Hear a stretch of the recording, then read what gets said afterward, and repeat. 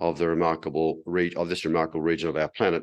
We're coming to you, of course, from Melbourne and Port Phillip, the region called Naarm by the peoples of the Kulin Nation, who have lived on this country for tens of thousands of years. We're specifically located at the Royal Society on the lands of the Wurundjeri Woiwurrung people, land never ceded.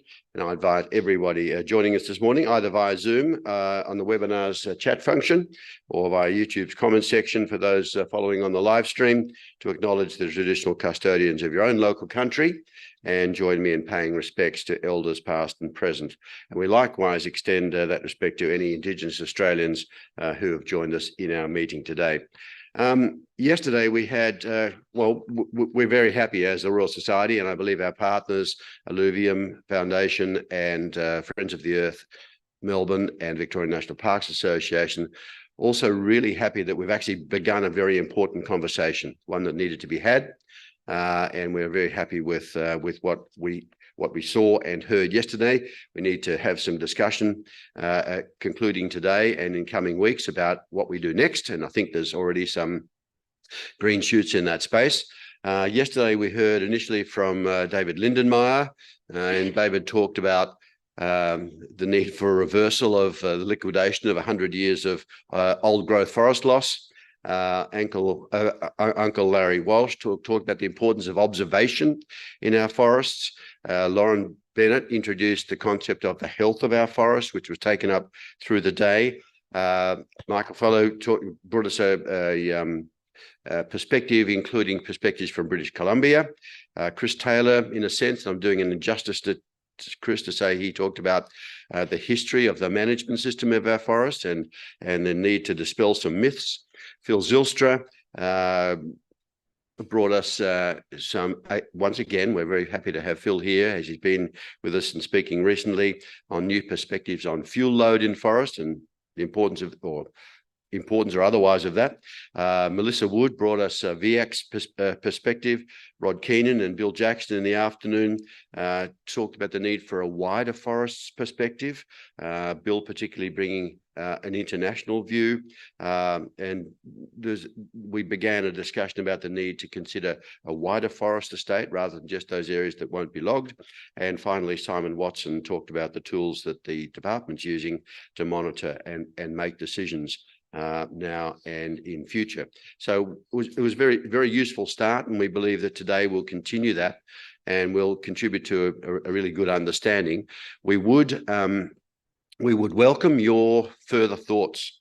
So I always say when I get an opportunity to stand at this microphone to say, write me a letter, president@rsb.org.au. We need your thoughts and ideas.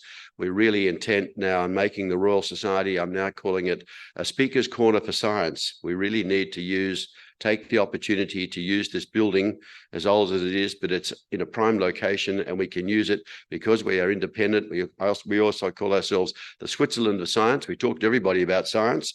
We want scholars to come here and use this place to have the sort of discussions that we've initiated in this symposium. So please get involved, join the society. There are some hard copies of our Science Victoria magazine downstairs. Please avail yourself and take one of those.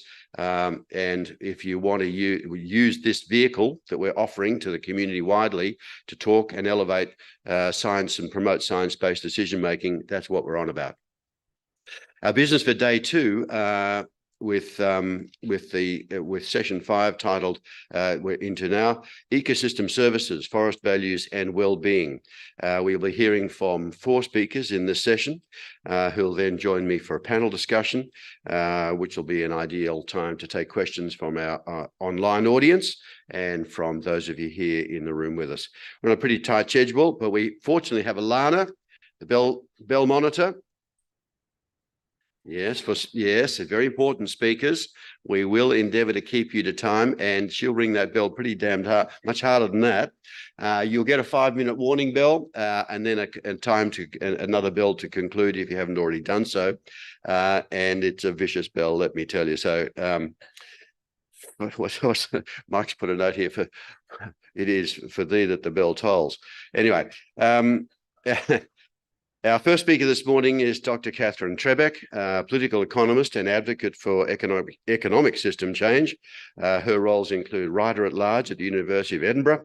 She's is a consultant and a member of the Club of Rome. I actually gave Limits to Growth a plug yesterday, Catherine. It was one of my early, no, it wasn't. It was at the dinner the night before, never mind. But it's in my bookshelf still.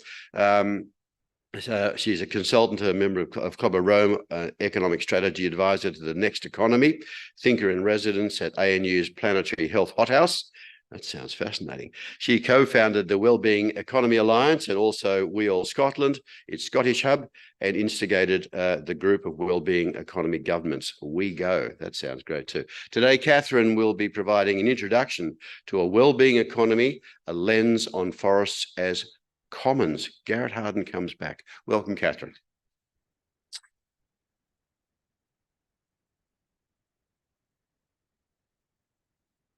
Good morning, everyone.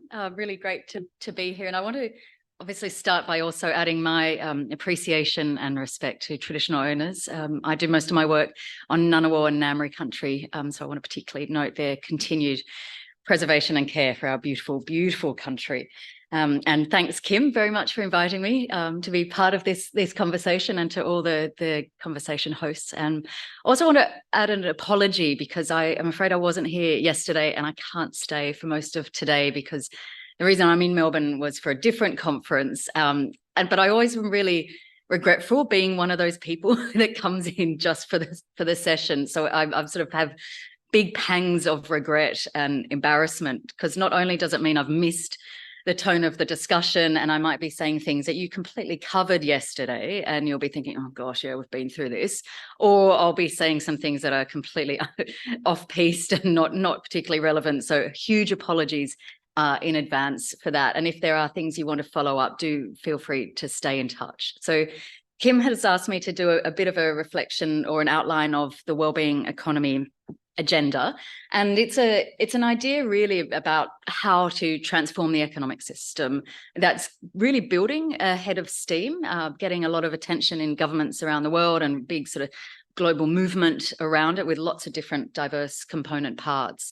And it's born of the recognition that what I'm increasingly calling sort of economic fundamentalism is doing great damage to our planet. And I don't think I need to rehearse the examples and evidence around that for this audience, but the way our production and consumption systems, our use of resources are pushing Mother Nature beyond what she can handle.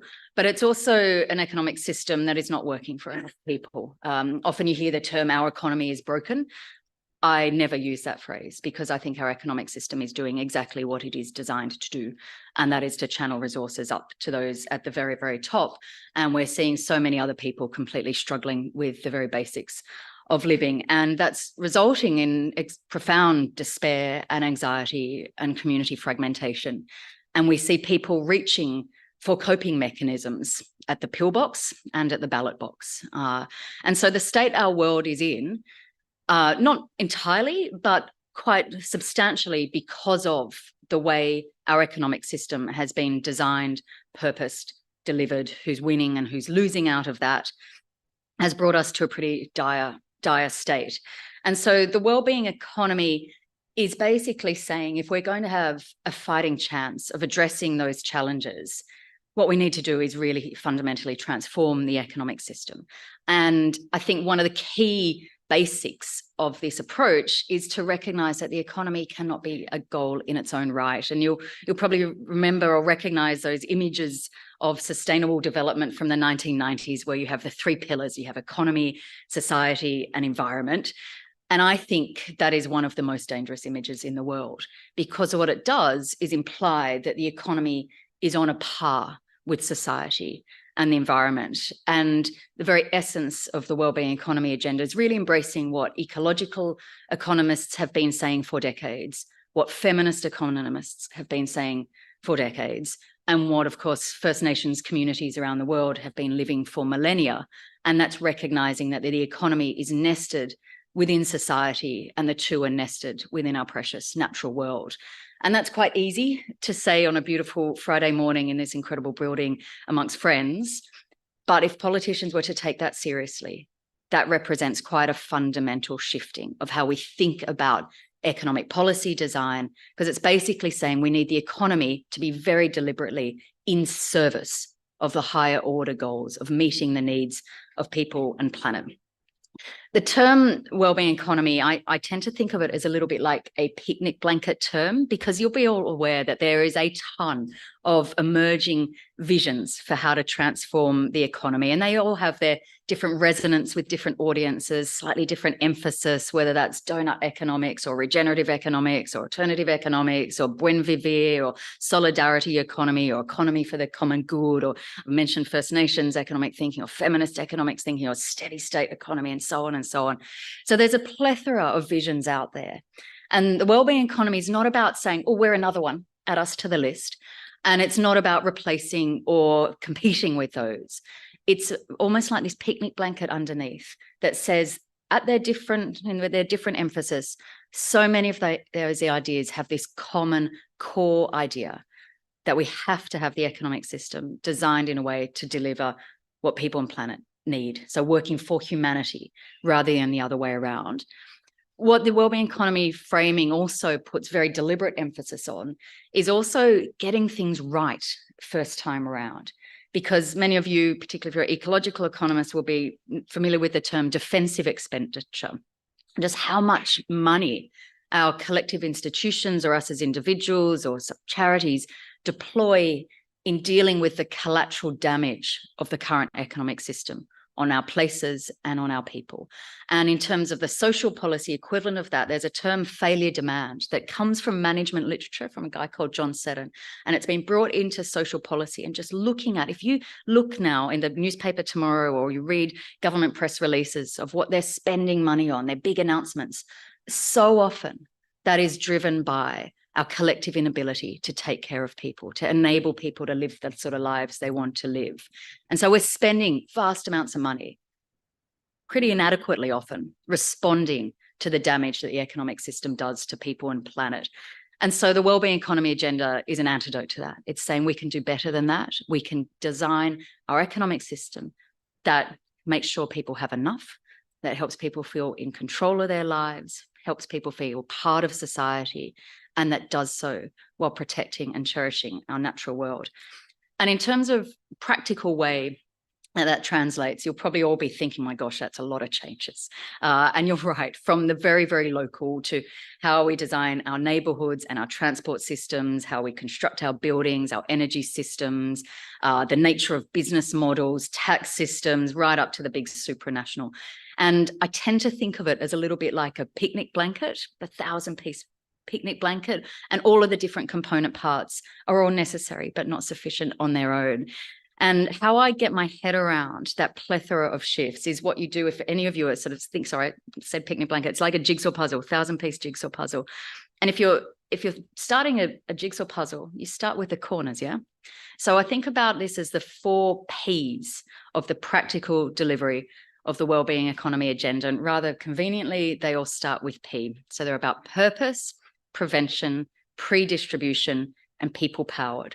So purpose is essentially doing what I've been describing, is really recognizing the economy cannot be a goal in its own right. It is about the mechanism to serve our higher order goals. So it's about getting clear on the means and ends. And so often when you hear talk about the economy, it's just grow the economy, assuming that that will automatically translate to good lives. But this is about saying what we need to do is think about what is it we need more of in our society, because particular activities are behaviors are aligned to what people and planet need. And what if we're really honest, do we need to power down because they're doing damage to our human and ecological systems?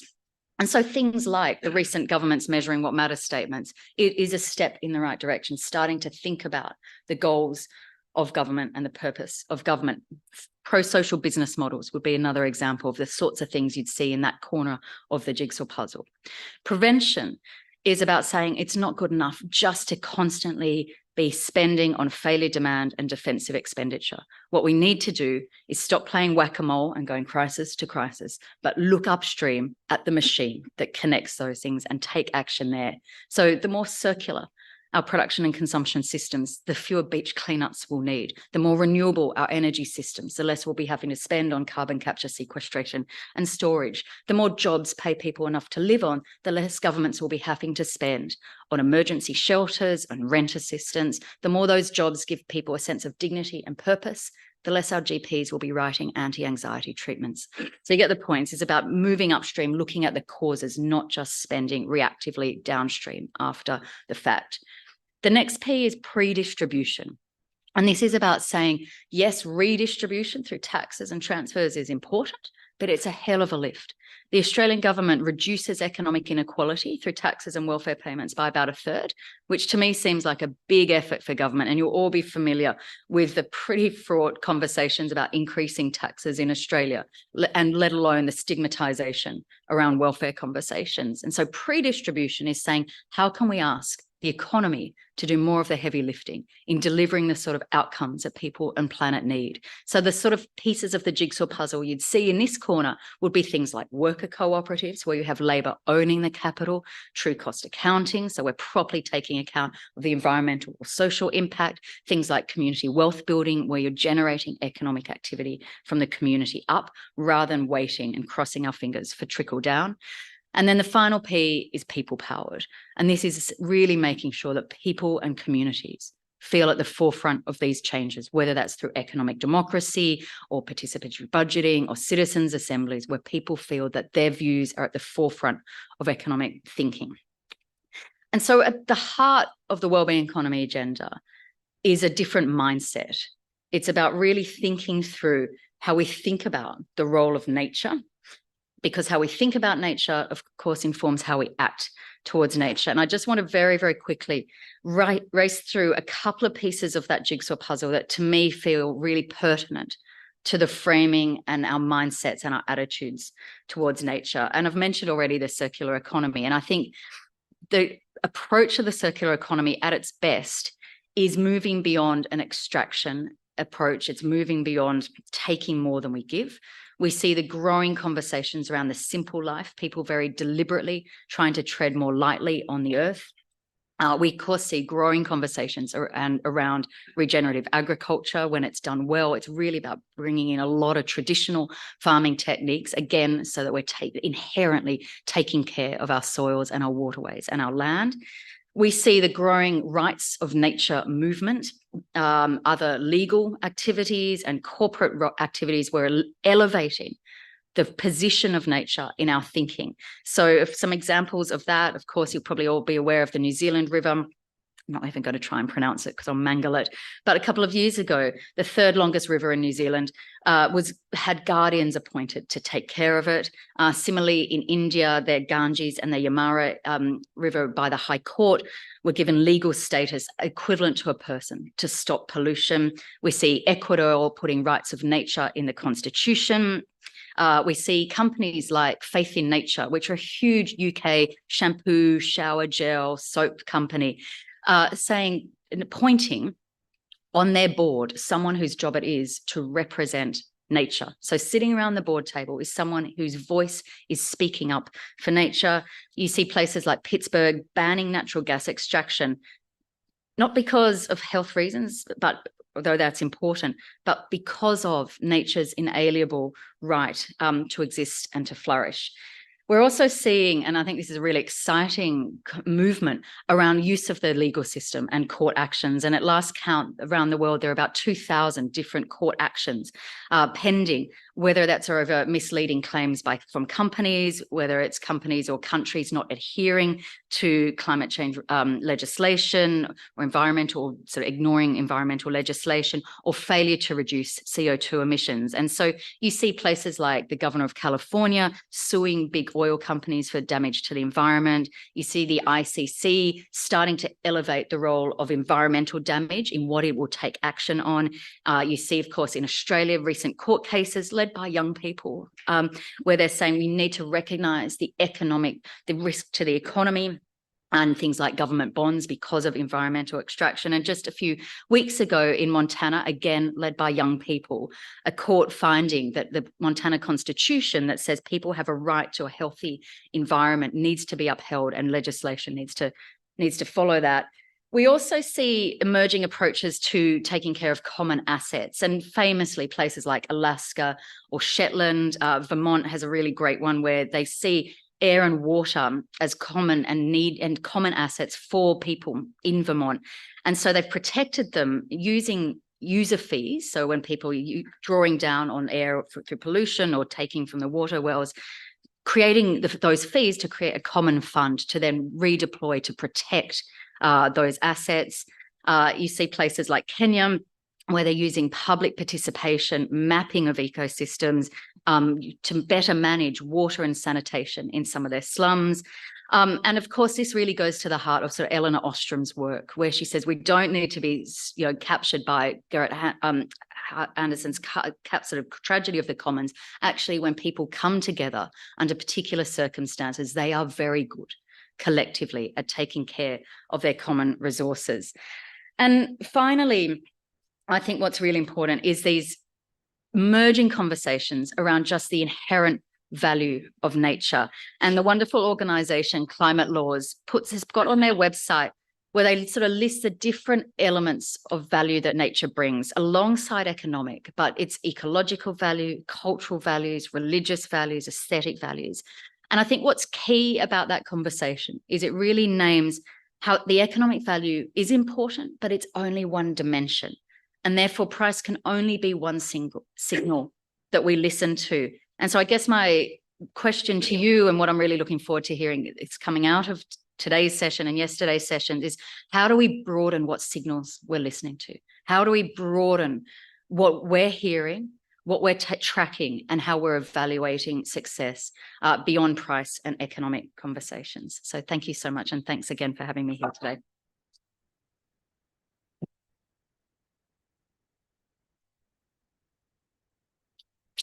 Catherine, you've just blown me away. You will be pleased to know we do have a sort of a subterranean finance group at the Royal Society. And as an earth scientist, this is not a space that I understand, but you'd be pleased to know that I do read Donut Economics and Mariana Mazzucato, and Steve Keen's educating me about economics as well, but it's something we absolutely need to do. I'm not sure how we follow on. I made a note also.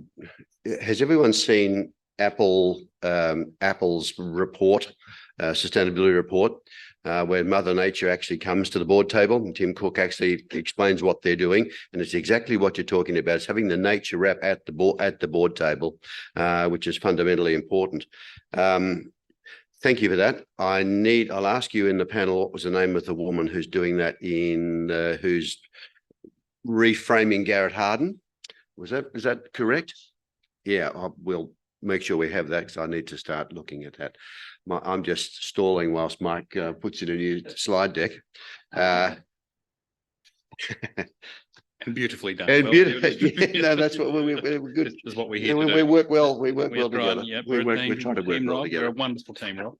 But Catherine, we'd love to keep in contact with you, because I think this is a fundamental engagement between science and the sort of work that you're doing. And unless we work out how to partner up and do that kind of stuff, we're not going to deliver the outcomes you need. We would love to vend in the science thinking as well, at whatever level we can. Okay. Let me introduce our next speaker, who's Jim Binney, now that we're ready to go. So thanks again, Catherine, for your great contribution today. Jim Binney is a resource and environmental economics practitioner at Natural Capital Economics, which is a really nice little subgroup of Alluvium. I'm really pleased to engage with them occasionally.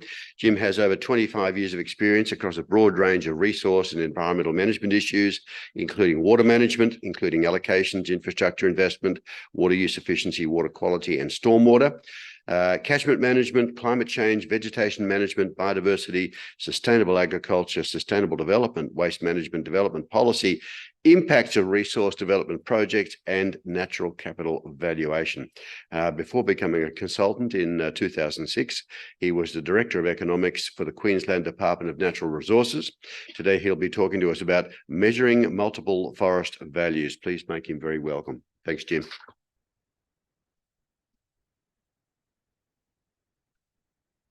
Thank you for that.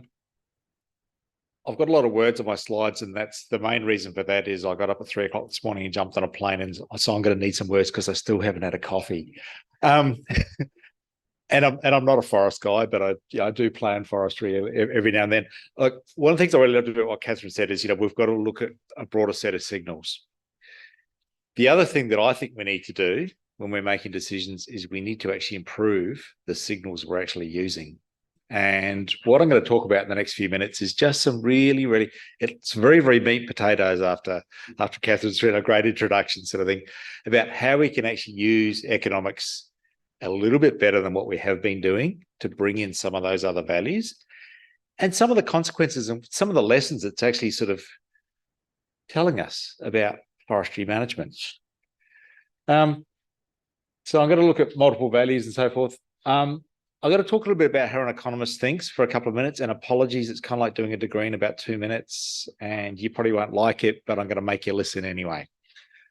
I'm then just going to do a couple of case studies. One is actually where we've actually had a look at sort of the value of forest estates beyond thinking the commercial sort of forestry sort of practices and how do they compare and how can we go and do that sort of thing. The other one is I'm then actually going to do a quick little case study on how we might sort of consider changes in forestry tenure and so forth and using existing tools, but how we can do that a little bit better. And then some potential observations, trying to keep it really practical because, at the end of the day, we've got a big journey to go ahead, but we've got to take it one step at a time. Okay, how might economists think about the value of forests? Traditionally, we sort of have a total economic value sort of framework and things like that. And, economists, we're like accountants that do calculus. We like to put things in boxes. And we go and we value this and we value that and we value other things. And, I've been doing this for a long time sort of thing. And sometimes it's useful, sometimes it's not. And a lot of times it's not. Because most of the work that I do and our group does is we actually sit there and we're partnering with biophysical scientists and social scientists and engineers and other disciplines and things like that. And we need to work out how to join the dots. How do we actually join the dots from those disciplines? How do we start thinking across the disciplines and making some more holistic and actual, realistic decisions and so forth? So the thing that I really like is sort of the ecosystem services framework, and Catherine sort of touched on it briefly sort of thing. As an economist, when I sort of came across this, it was a bit of a eureka moment because all of a sudden I could start having those conversations with other disciplines and we could start talking about similar things and the linkages and the relationships, the cause and effect relationships and all those sorts of things. Typically we have our provisioning services and regulating and social and cultural and supporting. You probably all come across that a million times before, so I won't talk about it too long. This is a bit of a heuristic diagram about how a simple economist like me thinks about joining the dots. And we typically start off with think about some natural capital, think about an asset. I like to think about forests as an asset. And it's, if we're, it's one of those things I keep on saying, if we treated natural capital like an asset, we'd actually manage it because just like we manage all the built infrastructure and so forth, we go and paint buildings, we do repairs and maintenance, we do all those sorts of things. We maintain the services that come from that. We maintain the quality of the asset and so forth and the serviceability. We don't tend to do that with nature because of market failure and all those things that we learn about in our economics degrees. So I like to sort of start off with, in this case, we've got a state forest and we do some forest management. And that forest management can include extraction and all those other things. And that has two broad types of effects. One's about it changes the extent. The other one's about it changes the condition. Both of those things actually have an impact on the ecosystem services that we get out of the forest. So there's nothing new here. I'm guessing most of you guys are probably biophysical scientists, so this is all pretty familiar to you. Then the economists get very, very excited and we try and put values on all those different things. And I think that's still a very legitimate thing to do because we still live in a market economy. But how do we make that market economy work better? The other thing that we've been getting really interested in a lot of the work that we're doing, and this gets to that sort of distribution type of issue as well, who benefits from all these different services? And how do we get that co-investment? How do we get that co-management coming into the system? And understanding those beneficiaries is really, really useful to do that, because, where do we need joined up effort? Where are the gaps in the effort and so forth? And one of the great things is we're also starting to see markets emerging for environmental services and so forth as well. We spend a bit of our time sort of talking to bankers and things like that. They're all trying to go, we're actually really worried about sort of climate change and natural capital and natural disasters and all these sorts of things. And we're sort of realizing, when we actually lend somebody some money, it's linked to somebody, it's linked to some economic activity that is both contingent on the ecosystem services, but also impacts on ecosystem services. And so they're really scratching their heads, and it's great they've sort of come to the table, but they're really scratching their heads in terms of how do they actually mainstream nature, natural capital into their business. And that's what we need to be sort of doing more and more of. But by going through that sort of process of having a look at that distribution, we can start identifying the potential investors. And I'm using economic sort of language deliberately, but think about co-collaborators as well. Economists, we're a bit like Bob the Builder. You've got to have the right tool for the job. Markets are good at valuing some things, and markets are really, really bad at valuing other things. And that's often because if we think about nature, it's generally not traded in market systems or anything like that. You can't go down to the 7-Eleven and buy a unit of biodiversity or a unit of recreation or anything like that. And we need to come up with other ways of actually doing it. For the last 50 odd years, economists have been running around trying to work out how to do this. And basically, you end up with a whole bunch of different methods to actually do it. If we start thinking about the forestry estate and so forth, we've got a whole bunch of different values. To try and understand those values, we've got to start using a whole bunch of different types of valuation methods. And they're slowly getting better and better and better. And some of them are based on market transactions. Some of them are sort of the defence expenditure that Catherine was talking about. So, often when we have a look at damage to environment, what's the cost of actually fixing it? What's the alternatives and so forth? Productivity-based approaches, non-market approaches. We do a lot of work in travel cost, and, think about that as, we go to recreate in a forest on my mountain bike ride. Glad to see that photo up there. But what's the value of that? It's got to be worth at least the cost of getting there and actually undertaking the activity. Otherwise, I wouldn't bother. I'd stay at home, sit on the couch and get even fatter. So there are a whole bunch of different ways of doing that, and they're getting more and more sophisticated. To give you an idea, we're doing some work on the Gold Coast at the moment, Gold Coast Waterways Authority. Everyone's got a digital device in their pocket. Big Brother is watching you. You are being tracked. We're getting data off that where we can actually see who's going where, how long they're spending it, how fast they're moving, so we can work out whether in a powered boat or whether they're in a yacht or so forth, and we can actually work out where they're coming from. And so we can start building up a much more robust and quantitative picture of the recreation use of open space and natural areas. Cost-benefit analysis. It's a tool that's been around since 1930s. It's a tool that's embedded in so much of the work that governments do. Different versions of it are used in the corporate sector. They tend to call it business cases and so forth. It's still actually a pretty good tool. It's just that we don't use it very well. We tend to be pretty bad practitioners at it. And often that's because of the scope of the values that we consider and the way that we actually value those, put values on those. The reason it's really useful is that it actually starts teasing out what are the marginal changes from our business as usual that we actually get from managing forests or making decisions and so forth.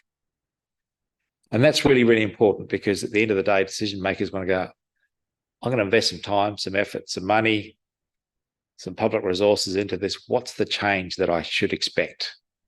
What are the types of changes, both the scope and the scope and the scale of the changes, the timing of the changes, all that sort of thing. So I still like it as a framework. I just think we need to do it much, much better. A little bit of a case study. One of those things about being a consultant is that most projects have a start, a middle, and an end within the space of the same haircut. So whatever we do, It's the 80-20 rule. And sometimes it's even more extreme than that. Very rarely would we ever get to do any primary research. So the 2 case studies here are 2 little studies that we've done for forestry clients that are within the space of a haircut, each one. And as you can see, I'm not a hippie, so I still have my haircuts reasonably regularly. The first one in New South Wales, for New South Wales Forestry Corp, they're reimagining, they're starting a process of reimagining, what the forest estate is to them. And they were really interested in looking at what are the broader values of the forestry estate that they manage on behalf of the people of New South Wales and the people of Australia, and also for industry and so forth.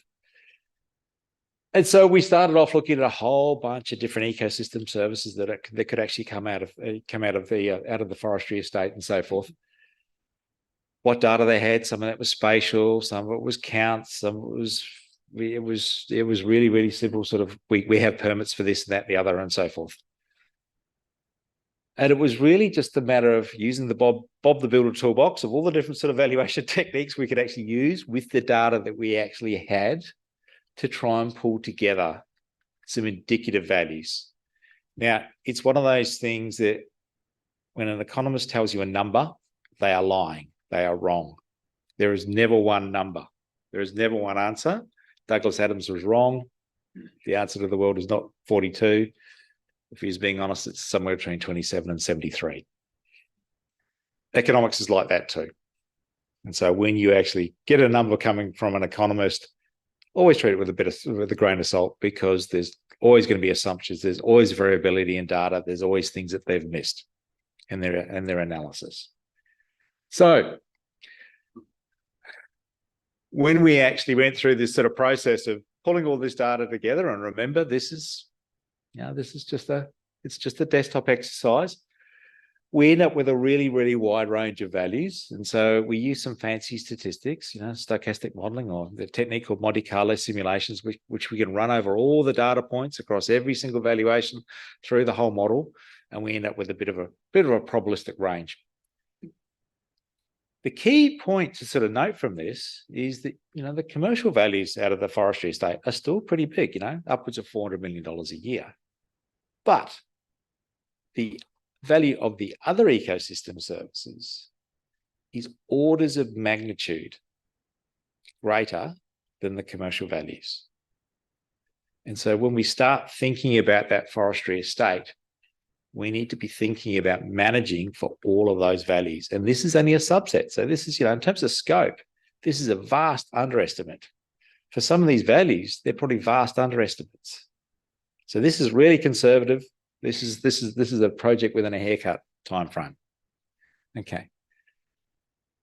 The other important thing to note here is that to realize some of those commercial values and realize some of those other values, you need to have a degree of infrastructure, a degree of management, whether it's fire management and so forth. You've got to actually manage the estate. And what tends to happen is that the cost of a lot of that management is not necessarily borne by the same people that actually benefit from it and so forth as well. So you do get cross subsidies across the uses and so forth. There's one little case study. The next one was, we were asked to have a look at a bit of a hypothetical tenure change in Queensland. There's about 2.7 million hectares of state forest in southeast Queensland. So that's the green bits, the yellow bits are the national parks, effectively. And we're asked to do a bit of a hypothetical in terms of what if you move from a multiple use forestry. So there is some extraction in there, but there's other recreational activities, there's other values that are coming out of it and so forth. And what if you turn that into a national park with a strict conservation sort of outcome? Okay. And the question was really, what are the trade-offs we need to think about? Because unfortunately, economics is all about trade-offs, and the world's often all about trade-offs as well. So how might we actually understand some of those trade-offs and value them? I'm assuming these slides are going to get distributed, because that one there, I mean, I haven't had any coffee and I got up at 3 o'clock in the morning, so that's just a blur for me. But even for those of you that have very, very good eyesight, nobody's going to be able to read that. But the point is that decisions we make about tenure and management have implications for the benefits that can actually be realised. And so when we're making decisions about forestry and public assets, we need to sort of think about those. Can a bureaucrat's pan effectively wipe out or increase a realisation of a benefit? And if we go to a hard national park sort of approach, sometimes you can miss out on some of those provisioning services, obviously, but often you can actually miss out on some of those cultural services as well. You can't go riding a mountain bike in a national park. Yeah, there's a whole bunch of things that are non-consumptive sort of uses that probably don't do any damage, probably don't actually cause any risk to biodiversity that you could still actually undertake. When we actually sort of have a look at the values, and you can sort of see there's some big wide bars on that. That's a bit of honesty from an economist saying, we really don't know what those values are. A couple of things that sort of came out of it based on, some of this is actually limitations on the data, that the multiple use forests tended to have overall higher aggregate benefit streams. And that's because you've got that broader scope of benefits. A big challenge we have in this project is that nobody had actually done any studies in Queensland or for those sort of temperate forests up there on the differences in the ecological values between the two. We assume that national parks are providing better ecological values and so forth, but we couldn't find any sort of monetary values for that. The other one was actually fire management in terms of the differences there. So there's big gaps in this sort of work, okay? But in terms of understanding that trade-off, there is a gap, and we need to sort of think about that trade-off. Are we getting another $1 billion worth of benefit, if you like, from going down a very strict conservation tenure versus something that has multiple uses, or is there a middle ground there somewhere? Last slide, couple of observations in lessons. We all know it's no surprise to anyone else how we think about forests is changing, and that's a really, really great thing.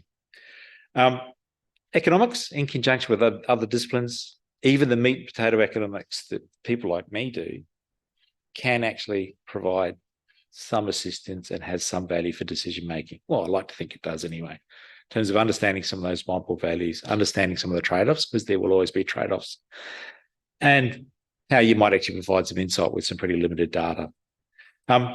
Tenure and management changes have impacts in the way that benefits are realised to the community.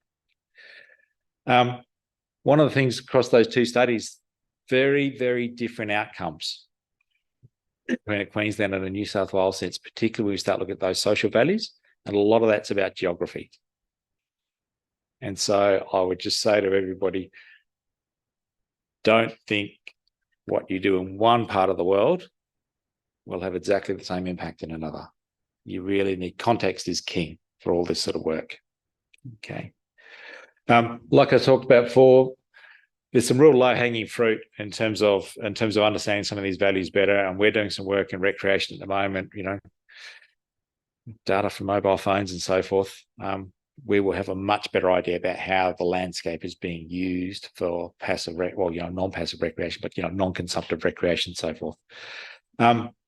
We really need to think about the winners and the losers. Think about that distribution again. It's really, really important, because that's where a lot of our tensions come from.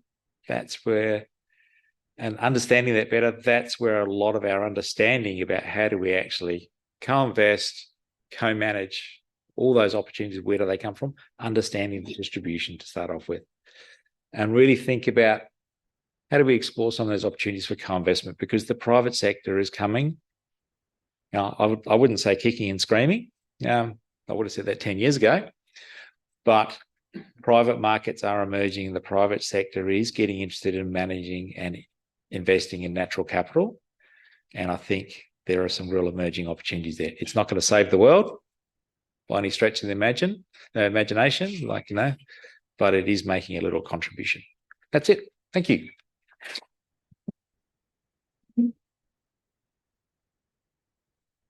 Thanks, Jim. A terrific follow-on from Catherine's presentation. We're going to have a good panel. You mentioned one of the themes that came up yesterday, this business of your final point about geography.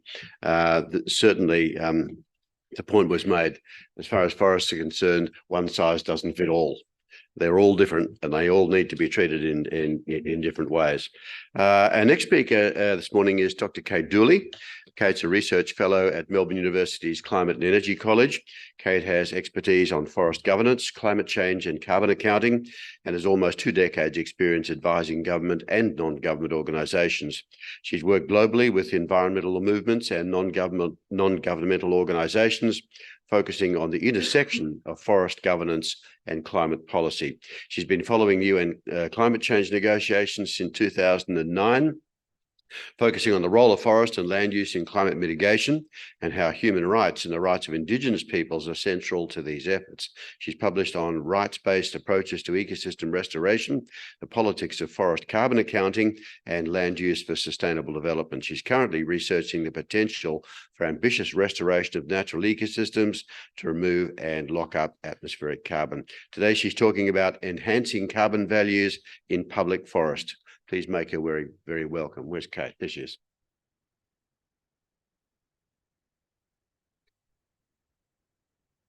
Thanks. Thanks very much. So the Climate and Energy College actually closed 2 years ago. I have provided a newer bio, but that's all right. It was a good thing. So I'm going to try and focus this talk on the question at hand in terms of Victoria's native forests, but my work is generally more broadly focused on international climate policy and the role of forests and land in mitigation and the interaction between those two in terms of how climate policy and carbon accounting rules, what sort of outcomes they drive in the land sector. So we heard yesterday the inherent link between climate change and biodiversity. And this is often in this, sorry, I thought I'd gone, I'm a slide behind. In this kind of context or with this sort of audience, this might seem very obvious, but in the climate negotiations or when you're immersed in climate policy, you have to keep hammering this home, that climate change drives biodiversity loss, increasing warming, increasing temperatures, increased extreme weather events, but also biodiversity loss contributes to climate change, obviously, through increased carbon in the atmosphere if we lose forests and other ecosystems. But I want to drill down a level below that and talk about the inherent links between carbon stocks in the forest and climate policy. So that's what I've set up here. Biodiversity confers resilience on land and forest carbon stocks. So carbon is actually the building block of all life. And this is often forgotten in thinking about this link between carbon and biodiversity. And what that means is a more diverse ecosystem, so higher levels of biodiversity, will confer resilience on that carbon because more diverse ecosystems are more resilient to external stresses and shocks, and therefore the carbon that is in that diversity will also be more stable and resilient. And this has big implications for climate policy and the way we account for and incentivize carbon, because climate policy is focused on carbon, not biodiversity. And you would think if carbon is the building block of life and of biodiversity, then focusing on incentivizing carbon will, as a flow-on, have good biodiversity results. It's actually the opposite. Focusing on carbon can have negative biodiversity results, and I'll step you through that, whereas focusing on biodiversity, on ecosystem integrity more broadly, on what's being called nature-based solutions, if done well, will always have good carbon results. So my argument here, and the title of the presentation was Enhancing Carbon Values in Forests. The very simple answer to that is to focus on biodiversity and ecosystem integrity. And if that's all you remember from this presentation, that is the main message. So ecosystem integrity, what is that? The resilience, the the resilience and permanence of carbon stocks depends on our ability to maintain naturally biodiverse, healthy and resilient ecosystems. And we had a lot of talk yesterday going through what was a healthy forest, the different values of that. But carbon accounting rules focus on carbon fluxes, and this is where the problem is. It's actually the quality of carbon stocks that's critical to ecosystem integrity and not the flux. So if you're in the world of carbon accounting, we talk about fluxes versus stocks. Fluxes out of an ecosystem when we lose carbon or lose forest, and into when a forest sequesters carbon. It's the same in terms of fossil fuel emissions. We have a flux of emissions to the atmosphere. We don't have any sequestration in any sector other than the land sector. So they're only one way in all other sectors, but the flux is a two-way in the land sector. But that flux does not tell us anything about the quality of the carbon stocks in the ecosystem. And so that's what's critical to ecosystem integrity and therefore to the resilience of those carbon stocks. And so the diagram here, I think, applies quite well to what Rod was talking about yesterday in terms of the different kinds of forests and the different types of forest estate we have across Victoria. We could think of the low ecosystem integrity picture as our plantation estate. And so it's human modified, there's little biodiversity and ecosystem function. It's therefore more vulnerable to external stresses, low levels of biodiversity. Also low levels of carbon stocks, but that's not what's measured. What's measured is the flux if you first planted it. So we get a perverse, anyway, I'll go through that in a minute. Moderate ecosystem integrity could be increasing the diversity of a plantation estate, or it could be what we're talking about here with the degraded and logged forests. Their ecosystem, their diversity, their integrity is reduced, as are their carbon stocks. And then we have high ecosystem integrity, and that could be our primary intact forests, of which we have vanishingly small, but we could consider that our protected forests in national parks. So if we actually monitored at this level and focused on trying to incentivize increased ecosystem integrity, then we would get carbon co-benefits out of that. One thing that's missing out of this sort of scheme, many things missing out of this schema, but something I often focus on a lot that I left out of this presentation is regenerative agriculture. And I think Rod yesterday mentioned Rowan Reid as well, who's been a real leader in gaining further understanding of the concept of trees on farms and what's called agroforestry, including forests and increasing woody biomass in agricultural and productive systems. And so that would sort of fall in the moderate ecosystem integrity category. And it's a potentially a better way of producing timber harvest, for example, than a monoculture plantation. I'll come back to that ecosystem integrity and that monitoring framework. So I also wanted to talk about another contribution of forests to climate regulation that has also been undervalued, and that's this concept of cool forests. So forests, the climate benefits of forests go beyond the carbon sequestration and the carbon stores in the forest. They also regulate the climate from global to local scales through things like surface albedo, evapotranspiration, surface roughness causing wind currents, and aerosols scattering can be scattering light and affecting rainfall patterns. So there's a new report on this from WRI. If there's something you're interested in, this was an effort to bring together the research in this field and make it relevant to climate policy. And it's quite a groundbreaking report that's also worth looking at. So beyond carbon is what we're trying to think about here. What are the barriers to effective forest climate policy have been really, first and foremost, the myths and misinformation about carbon storage and sequestration in forests. So that idea that we focus on carbon fluxes, we try to incentivize carbon fluxes over preserving carbon stocks has been a real problem. There's been a big wood production bias in rules and definitions. So from the FAO coming into the IPCC, we have a lot of the rules and definitions of forests that are really based on wood production goals rather than biodiversity goals or even carbon goals. inappropriate accounting rules for natural ecosystems, and I'll go through a solution there, insufficient funding and appropriate investment criteria, and some of these monitoring and accounting approaches cross over a lot with what was just spoken about. And failure to recognise the rights of Indigenous peoples and support local communities. So these are some of the barriers. I am just going to step you through a little bit more the perverse incentives or outcomes we get from carbon accounting rules that are focused on carbon fluxes.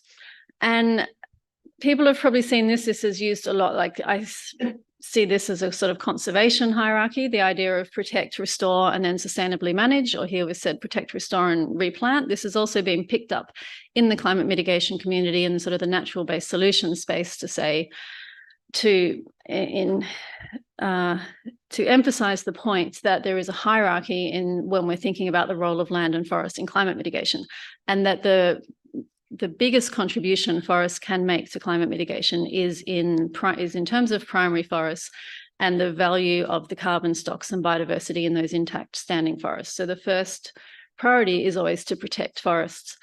The second priority is to restore degraded forests. And so we have a huge opportunity now in Victoria with a chance to restore forests that had previously been logged forests. And the third or lower priority would be to replant, and replanting has to be done well.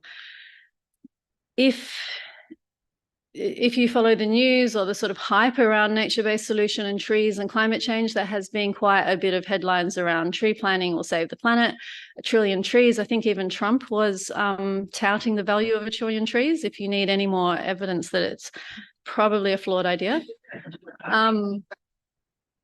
So we really need to shift from this idea of tree planting as a good climate solution to protecting forests and restoring forests. And this is a little bit why the carbon accounting rules have incentivized tree planting. So forest management priorities, so I'm just going through that protect, restore, replant or manage hierarchy. So in terms of protecting existing forests, primary forests store more carbon, significantly more carbon than degraded forests. The importance of primary forests for climate regulation is probably what I meant to say there in terms of that cool forests, those other benefits forests provide. And we have Indigenous stewardship over 36% of the world's remaining intact ecosystems. I'll show you the map of that later. So there's a confluence between Indigenous stewardship and knowledge and ecosystems that remain intact and in value. But in terms of carbon accounting implication, sorry, I'm getting confused by 2 slides on my screen here. I should have worn my glasses as well. As I said, carbon accounting focuses on fluxes. And so there is nothing in carbon accounting rules that would value a primary forest. Because, and people may know that intact, older, mature forests do continue to sequester carbon, but that's part of the background natural carbon cycle. So we can't count that as a climate goal. So there's no counting of carbon stocks, it's only fluxes. So we don't value primary forests. And there has been a lot of, there was a lot of work done, if you've heard of RED, reducing emissions from deforestation and degradation in the UNFCCC, a lot of work done to put in safeguards to say that you can't convert a primary forest to a plantation and then count the carbon sequestration of that as a climate benefit, which should be very obvious, but this is where these kinds of accounting rules take us. So another problem that is coming now from carbon accounting rules is avoided. There used to be sort of a provision of avoided deforestation. So I was going to cut this forest down. Now I'm not. This much carbon didn't get emitted to the atmosphere, so you get carbon credits for that, which is fundamentally problematic because it's a hypothetical, you can't prove it, and so you get a lot of hot air. We had this, and this has happened in Australia as well as globally, where there's been a lot of criticism of this method. It's resulted in avoided deforestation being excluded from most carbon markets. The review of the ACCU scheme in Australia, one of the main recommendations was to exclude avoided deforestation methodology. It's also happened internationally. But what that means, because at the moment we don't have a lot of alternative financial incentives and income streams for forest protection. So what's known as HFLD countries, high forest, low deforestation countries, and now cut out of that income stream from carbon markets. So we need alternatives here. We don't need carbon credits with no climate integrity, but we need alternative ways to value intact primary forests and to support countries who have large areas of that to protect them. So the second one is restoring degraded ecosystems. A lot more potential here for carbon incentives to marry with financial incentives. So ecosystems regenerate when disturbance is removed. That's kind of simplistic. We heard a lot yesterday about the difficulty of eradicating invasive species and feral animals and the regeneration failing in a lot of places. But removing a major human disturbance like logging is the first good step. And then there's a lot more work to do. And also effectively what I'm talking about here is ecological principles of restoration around buffering primary forests, connecting secondary forests, etc. This will all result in better outcomes. In terms of carbon incentives,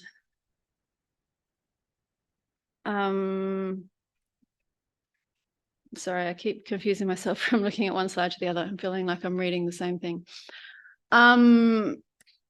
What matters here is focusing on the quality of carbon stocks so that restoration or improvement in that ecosystem condition can be monitored over time. And there's new monitoring frameworks that can focus on this, and I'll go through that a little bit at the end. But the idea is that it's not the carbon in that ecosystem we want to track, but the extent of the ecosystem, the condition of it, and therefore that will translate to the quality of carbon stocks. And so I've listed there the UN System of Economic and Environmental Accounting has a new methodology called ecosystem approaches, and I saw a lot of overlaps between this and what you were just talking about, Jim. As well as the EU Nature Restoration Law is another example of taking this kind of approach. Okay, so that all went very quickly. And then the third one is manage, replant or manage. And probably something I want to say here is what has struck me that I feel like now I'm listening out for it, but yesterday I started to notice that in every single presentation, people have talked about the importance of context-based and place-based. And I think that's a very resounding message that comes out. So this is all very context specific, very site specific. And if it is, then it stands to reason, or it goes without saying, that it's local communities in those places and Indigenous peoples and the holders of traditional knowledge who really need to be involved in the decision making around how to govern and help restore places. So community-based and community-governed forestry schemes and replanting have always had more success than sort of some external thing that might displace community needs. Obviously, is going to be a problem. The issue here in terms of carbon accounting and carbon markets is high barriers to entry for community and local Indigenous peoples or community initiatives. And I can go into that more, but that's sort of that's an issue in terms of the cost of MRV, the cost of establishing a project is prohibitive. So I've got, I just want to finish up on probably 2 more slides. So this is what I was talking about before, the UN System of Environmental Economic Accounting, a new approach here called ecosystem approaches. And this was really pioneered, or a lot of the work for this was done by Heather Keith, who David also mentioned in some of his presentation yesterday. So I really recommend this paper from Heather. And it struck me that this model here kind of crosses over with both of the previous presentations. So first we have the economy is part of society, and all of this is inside the environment, within the environment. So that's what frames all of our thinking and interactions around how we can value the different services of ecosystems. And then there's a lot of detail and a lot of aspects of this, but what is useful for me in my work and what I use the most is this idea of focusing on ecosystem extent, condition, and then carbon accounting, comprehensive carbon accounting it's called, in terms of stocks and fluxes. In this paper, as well as in the previous image I showed you from Heather Keith, is in chapter 3 of something called the Landgate Report. And I really recommend people look at that if you're interested in this, because she focuses on the Central Highlands of Victoria as a case study to apply this ecosystem accounting approach. And it's really sort of looking at the trade-offs and the values of the different ecosystem services. So a trade-off, obviously, there's losses in ending harvest in native forests in terms of loss of wood supply, but there's benefits in terms of biodiversity, tourism values, etc. And she does a case study showing that the economic outcome there is in favour of what the Victorian Government has chosen to do in terms of ending logging of native forests. So I've just put in 4 or 5 slides here that I knew I wouldn't have time to look at. 2 minutes, yep. So one other thing I wanted to point out, this is some work that I've done over the past couple of years.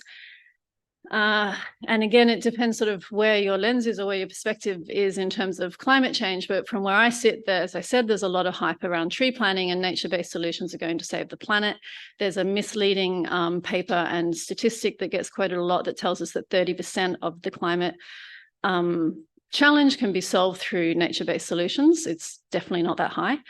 So this is a paper we did where we looked at ecosystem restoration. We quantified on a global scale the carbon sequestration potential of that, and then we modeled it alongside steep emission reduction pathways that actually went to 100% renewables and almost zero emissions by 2050. So the most deep emissions mitigation scenarios we have, and we found that by 2050, the ecosystem restoration, so the baseline with no ecosystem restoration is the dotted line, and then with ecosystem restoration, we had 0.01 of a degree. No,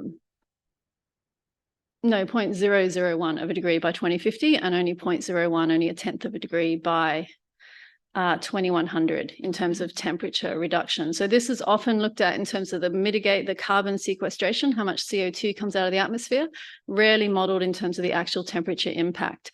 And so the message is that it's actually reducing emissions, which mostly are from fossil fuels, but also from deforestation. That will, that was my timer for 20 minutes. So that will help us limit warming to 1.5 or 2 degrees. So we really need to not let forest conservation and restoration displace fossil fuel reduction. And that's what happens when we have a carbon accounting framework and allow offsetting between the two. Okay, so I will have to skip over this global map of lands managed by Indigenous peoples. We heard a lot yesterday on the importance of this from people who know this in a context-specific situation, but just good to see that there's a lot of research out there. I really point you to this paper, which tells us that 40% of intact ecosystems are managed by Indigenous peoples. Also, huge amounts of carbon storage in Indigenous lands. And I'll have to just let you read through the conclusions when the slides are circulated. But I hope my message is clear that if we want to promote carbon values in forests, it's all about biodiversity.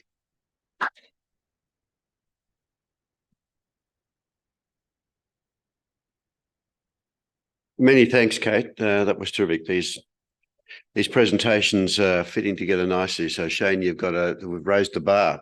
Our final speaker for the session is Dr. Shane Hayden, who started work at Melbourne Water in 1990 as a research hydrologist, examining the impact of logging and fire on water yield and water quality in mountain ash forests. Shane's managed the drinking water research program since 2007, which is focused on drinking water quality and quantity impacts from fires and pathogens in forested catchments.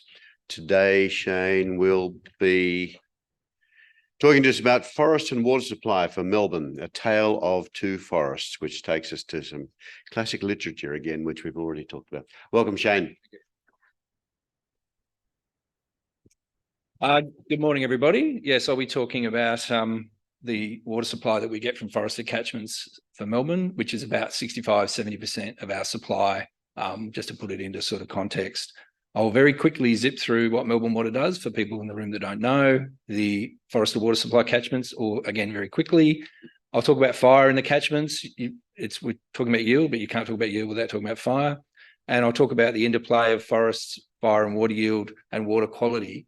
I'd like to point out that most of the work in the last 10 years has actually been done by the University of Melbourne in collaboration with them for the last 10+ years, but there's some stuff here from a very, very long time ago. So what does Melbourne Water do? We're a wholesaler. We basically supply water to Yarra Valley Water, Greater Western Water and Southeast Water, and then we take away their sewage, treat it and discharge it. We also, what else do we do? We also manage waterways. Sorry, it's much, much smaller here. We're also manage waterways, drainage and flood management, which a few people are not very happy with at the moment. So this is, again, going to be this is going to be the rapid fire shot through the catchments and how we supply them. The green areas are the protected catchment areas, and the easiest way to think of how the water goes to the system is it goes from east to west. And it's not working. Yes, it is. So it goes from Thompson via tunnel to Upper Yarra. I apologise to the people online, you can't see the laser pointer. And from Upper Yarra, it goes down 2 conduits to Sylvan. Along the way, it picks up water from O'Shanassy, Armstrongs, McMahon's and Starvation Creek, and also from Corranderk, which also gets into Sylvan. Once it gets into Sylvan, it gets distributed to the rest of the system. This is all done by gravity. I'm not going to talk about the rest of the system except to point out Wallaby Creek, which is up through here. And also we pump out of the Yarra at Yering Gorge, which is between Yarra Glen and Warrandyte, and pump into Sugarloaf Reservoir. But because all this catchment above here is open and there's lots of viticulture people and about 12 million septic tanks, I think, we have to fully treat that before it goes into supply.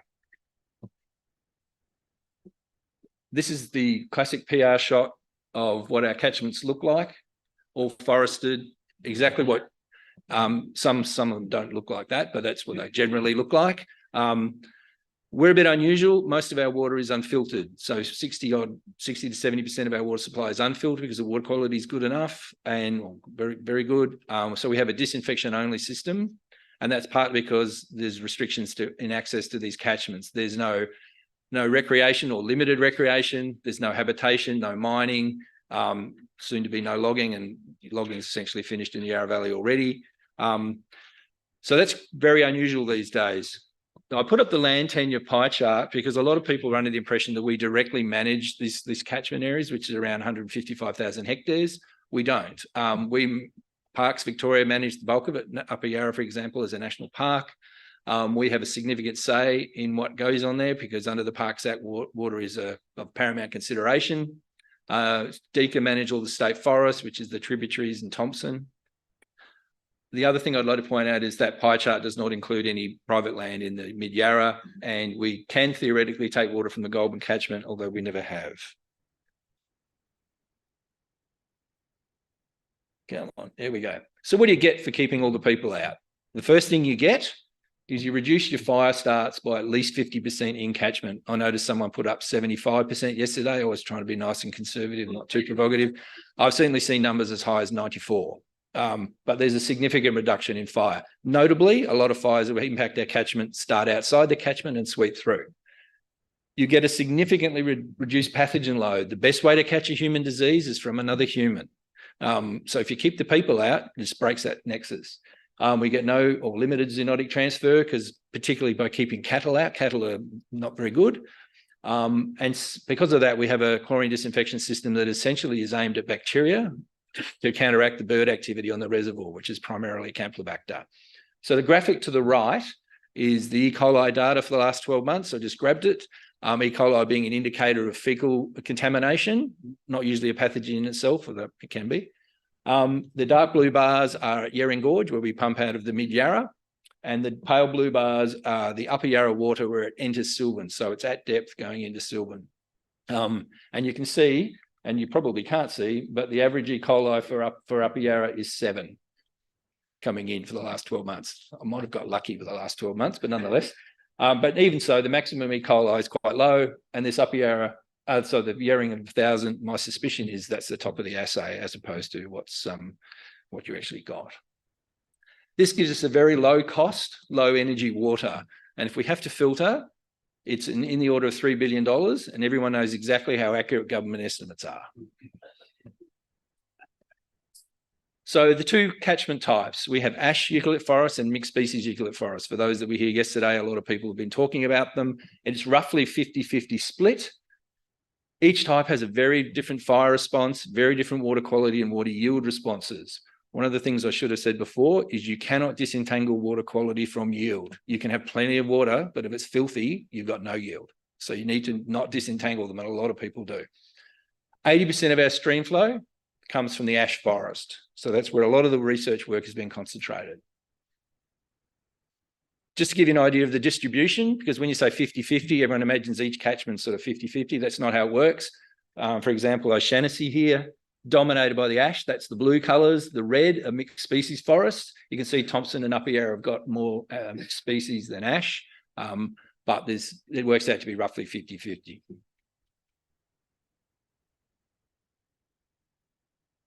When you burn a mixed species forest, a few people put up photos yesterday, you get regeneration through epicormic budding and epicormic shoots. The trees look furry.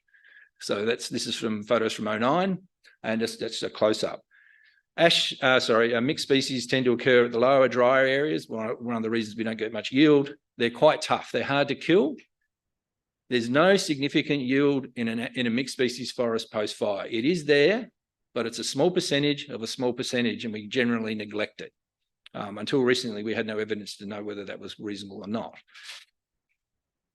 Because the trees don't die after fire, you end up with a mixed age class forest. So you have trees of a whole lot of different ages. So if there is a different tree water use as the tree ages, you're not going to see it as much because it's basically spread over a whole lot of different age groups. What else have I written down here? The issue we have with mixed species forest is water quality. It carries nearly all of our water quality risk, unfortunately, through a process called debris flows, which I'll talk about at the end. In contrast, this is ash forest, Wallaby Creek after the 2009 fires.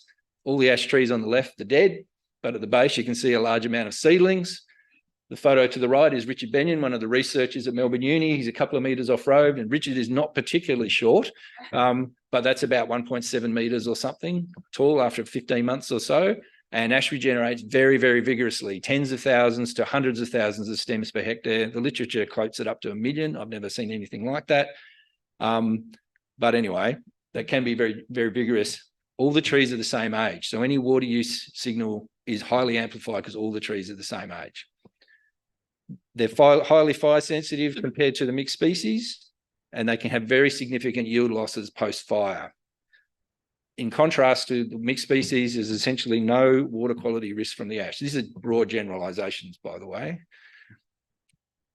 One of the things I point out to people, because a lot of people who don't have a lot of experience with fires think that all fires give you the same sort of burn outcome. That's not true. This is Wallaby Creek in 2009 on the left, sorry, versus Maroondah in 2009 on the right. And you can see same fire, very different sort of impacts. And that's quite important. Fires are highly heterogeneous. Okay, I'll talk a bit about ash and the yield issues in ash. This is a very long studied area, so I'm going to start in 1939. This will only take 2 or 3 hours, don't worry about it. So the 39 fire, you can't talk about yield for Melbourne without talking about the 39 fire. It burned a large part of the state, several million hectares. One thing I will point out is we now have significantly better mapping, which is kind of nice because it was 1939. You can see on the right, this is again the 2009 fires. The resolution is significantly better, and more importantly, or as importantly, we're getting fire severity. So we know how hot each part got burnt now. So after the 39 fire, it was noticed very quickly that yield started to drop. And everyone started panicking if you're a water supply depending on surface water. It's a completely reasonable response.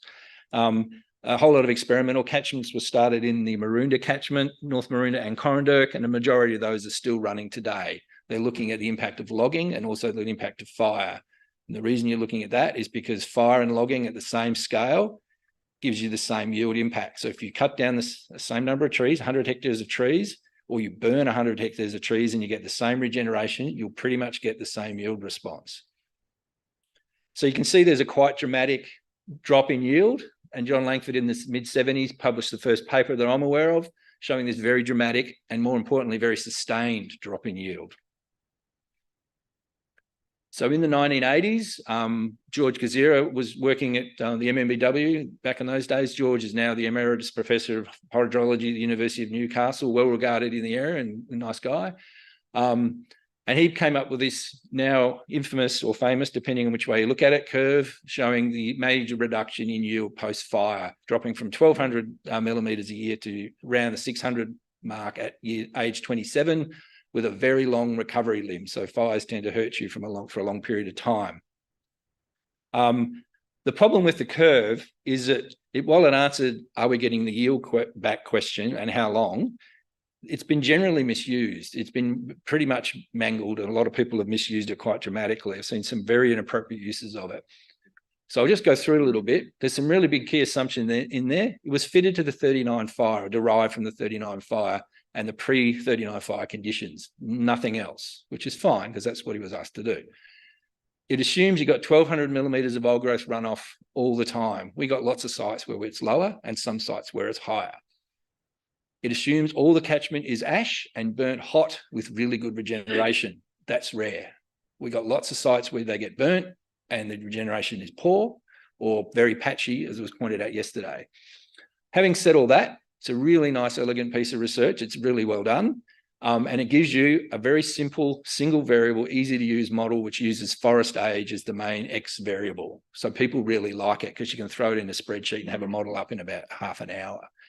It doesn't have any good forest growth dynamics in there. There's nothing in there about regeneration density. There's nothing in there about thinning. I should have mentioned that those very high density regenerations, they thin out very, very quickly from tens of thousands of hectares to tens of thousands of stems per hectare to 30 or 40 or 50 at age 200 or so.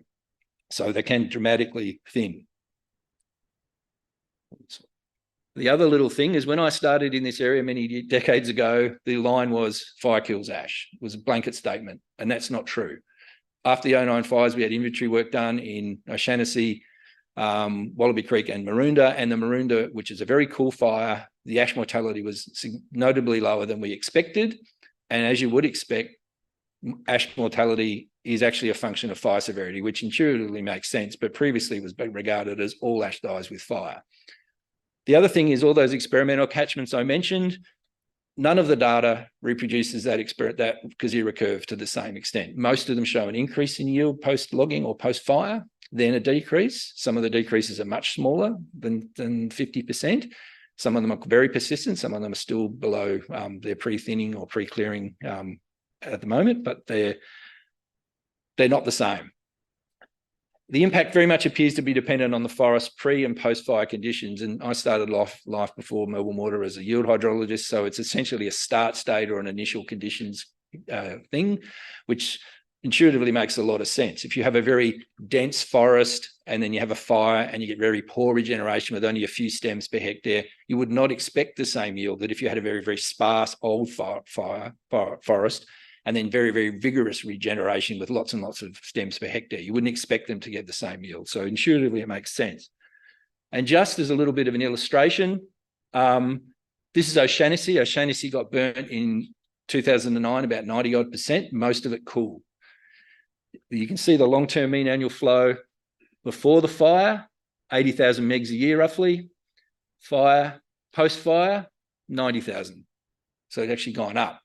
I'm waiting for someone in there to go, you can't calculate a mean annual flow based on 13 years of data, and that's completely true. This is not an exhaustive analysis. This is just something I prepared for this presentation. But there's not been a 50% plunge, and it doesn't look like there's going to be a 50% plunge. And this is unfortunately, well, not fortunately, this has been replicated across a few other catchments as well. So I'll just talk a little bit about the mixed species forest and water quality issues.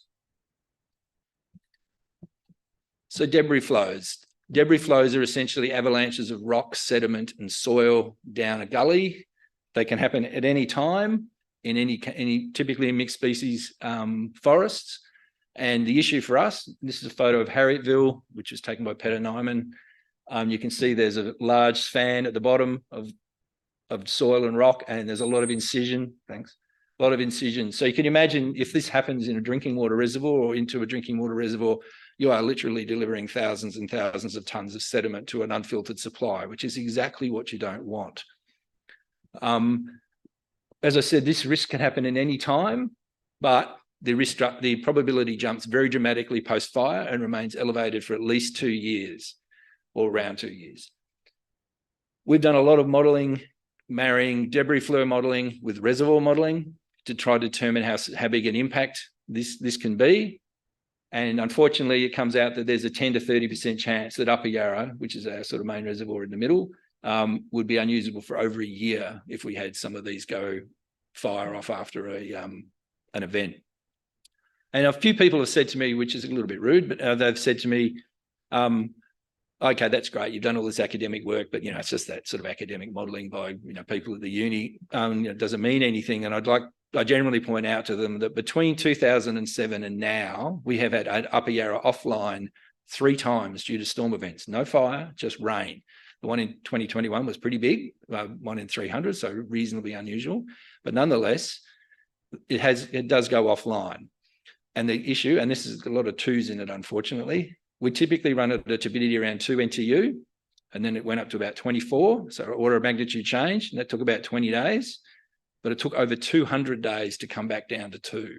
So these are long-term issues. They have a long tail, these events. You put all that sediment into a reservoir, lots of fine colloidal material. It's essentially neutrally buoyant. It will remain in suspension just due to normal movement in the reservoir for an extended period, and you're essentially diluting it out by inflows. So that can be a bit of an issue for a group like us. So what Melbourne Uni has done, and this is Upper Yarra. That's the reservoir, main Welsh's Creek arm, the main stem. The areas in red are all our high-risk debris flow areas. And as you can pretty clearly see, well, I think you can clearly see, they're all right next to the reservoir or right next to the rivers that go into the reservoir, which is extremely inconvenient. So we haven't been very happy about that. So we've been looking at mitigation options, preventative options, rehabilitation, things like putting in debris flow nets. Debris flow is a worldwide phenomenon. They're not peculiar to us. You can buy debris flow nets off the shelf from a crowd in Switzerland. So the issue here is obviously this is all national park. Dumping in lots of concrete and steel and posts and putting in lots of tracks is the sort of thing you just don't do in a national park. So that conversation is just starting now, looking at options like wood shred or other interventions to actually get everything under control. But we recognise that this is obviously has very significant other values from an ecological point of view, but we'd really like to mitigate them if we can. So I'm just going to finish up. The catch-all for this is we get really good water quality, which has got a low pathogen risk. What did I say? Low cost, low energy, because it's all gravity transfer. And the main take home from my perspective is that we have a short-term water quality issue from our mixed species forest and a long-term or potentially a long-term water yield issue from our ash forest. So they're quite separate. And as I said, that if we did need to treat this, it's in the order of $3 billion, again, a government estimate, so it's always very accurate, and $40 to $50 million a year in operational costs. That's it. Thank you very much.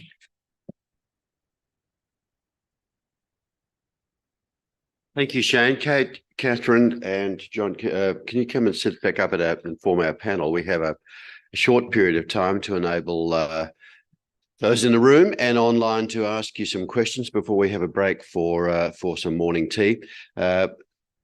Shane, talk to us just quickly. What happened in the Thompson then when we had bulldozers in the catchment, when you had fire right down to the water's edge almost?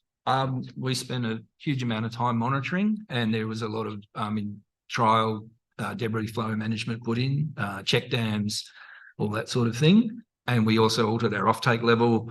There's some flexibility there. I don't want to get into the boring reservoir modelling part, but the water temperature differences between reservoir and Thompson and Upper Yarra is enough so that we can insert the water at different levels and then offtake the water at different levels. So, but as I said, they've been offline, but the public doesn't know. Well, now they do. But well, they do now. Operators operate, and you do what you can. Yeah, good. Questions from the floor? There's a microphone going around. There you are. Just let us know who you are. Hang on, we just need to turn you on. There you are. Yeah. The cost benefit analysis modelling, have you tried to do things like scenario thinking? Because a lot of the assumptions are and data, I guess, is past or current.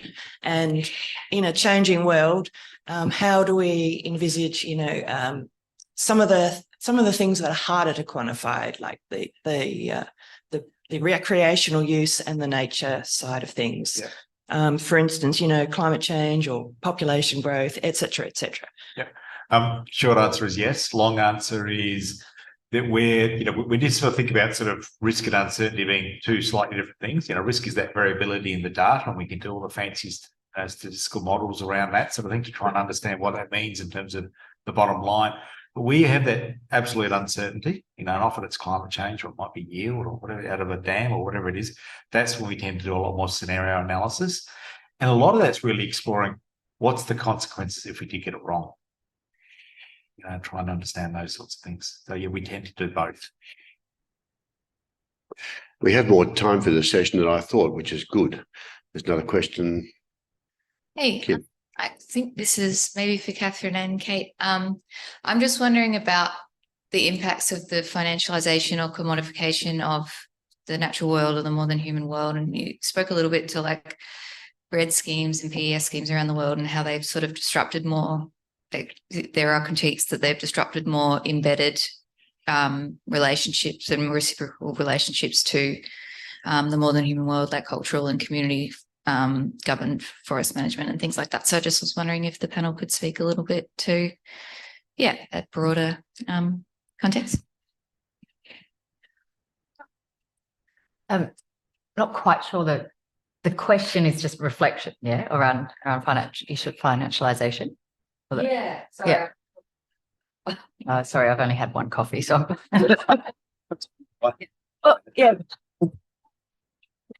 Oh, sorry. Right.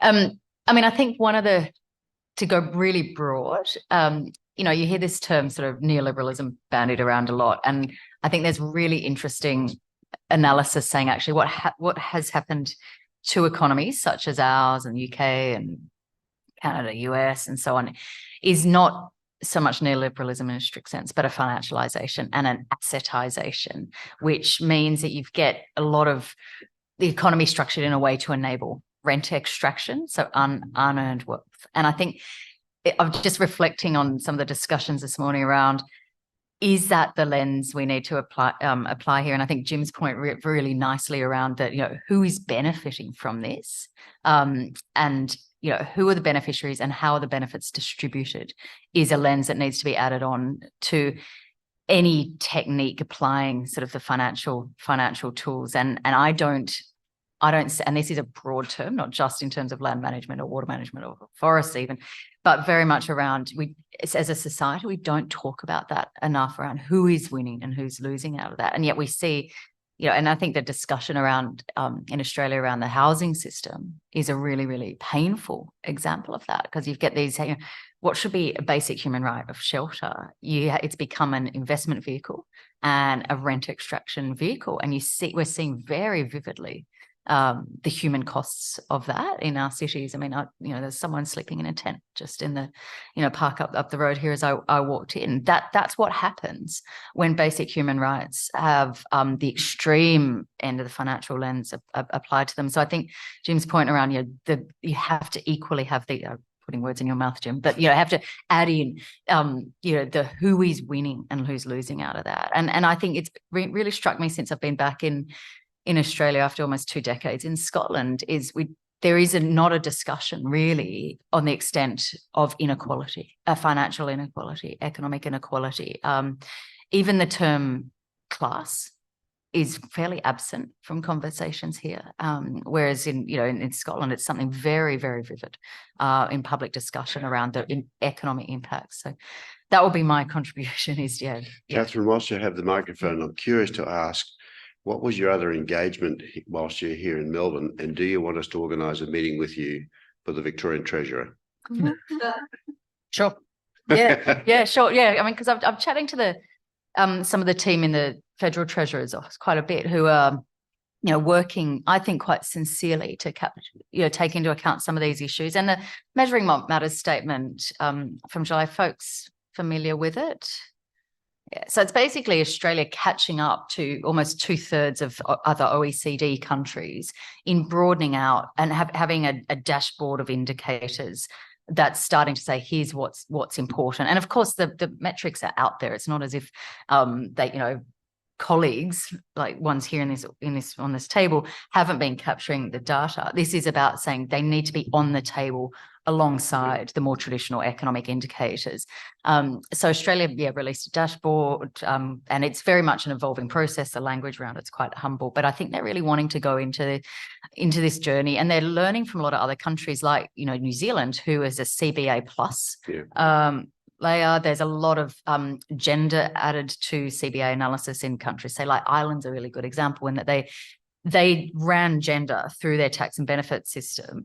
And what that led them to do, sorry, this is going quite off piece from forests, but there's an example of, mechanisms and how governments think. So they did the gender analysis, and what they ended up doing is piling in investment on anti-smoking cessation classes for women in Ireland, additional research support for women scholars, more economic empowerment. So that these tools and these analysis, what is in the frame? I think, Jim, you made this point really nicely of the assumptions and what you count and put in there utterly matters, because, it's only as classic, it's like AI, what you put in is only going to be, what you get out, it's only going to be as good as what you put in. And one of the challenges with CBA is the inability to look at those wider ripple effects. And often there's instructions in government budget rules to very much limit understanding of, the ripple effects. Things don't happen in isolation. You press here and you get tons of ripple effects, whether it's environmental or socially. And so I think these tools, broadening out, is utterly vital conversation. So I guess one of the points about this discussion is what you're discussing here doesn't apply just to forests as well. Paul Peake, you got a microphone? There. Yeah, sorry, Peter Jacobs. Jim, in your second case study, I think for Queensland, you're comparing the values of multiple use and protected areas. I noticed the biodiversity value attribution appeared to be the same, which surprised me a little. Is that a problem in trying to measure or monetize biodiversity values? But I would assume that once you went from a multiple use protected areas and got rid of exploitive uses, biodiversity value would surely go up. Exactly. We were actually looking, as I said, it was a desktop study, and we were actually looking for analysis that had been done previously on the economic values of the two management regimes, if you like, in terms of their biodiversity outcomes. And there was no studies in the Queensland context. And so that's one of those things that we often find when we start diving down to this. We want to start with these broader values. Sometimes there is actually just not the data there. And so that gets down to that previous point about doing that scenarios and so forth. You can start sort of playing around with how much more would the biodiversity out of a protected forest need to be? What additional has got to be to sort of offset those other trade-offs of losing some of those other social values, particularly the recreation and so forth. But it's very much a case of missing data in that particular context. Any questions from our online audience, Mike? There is one.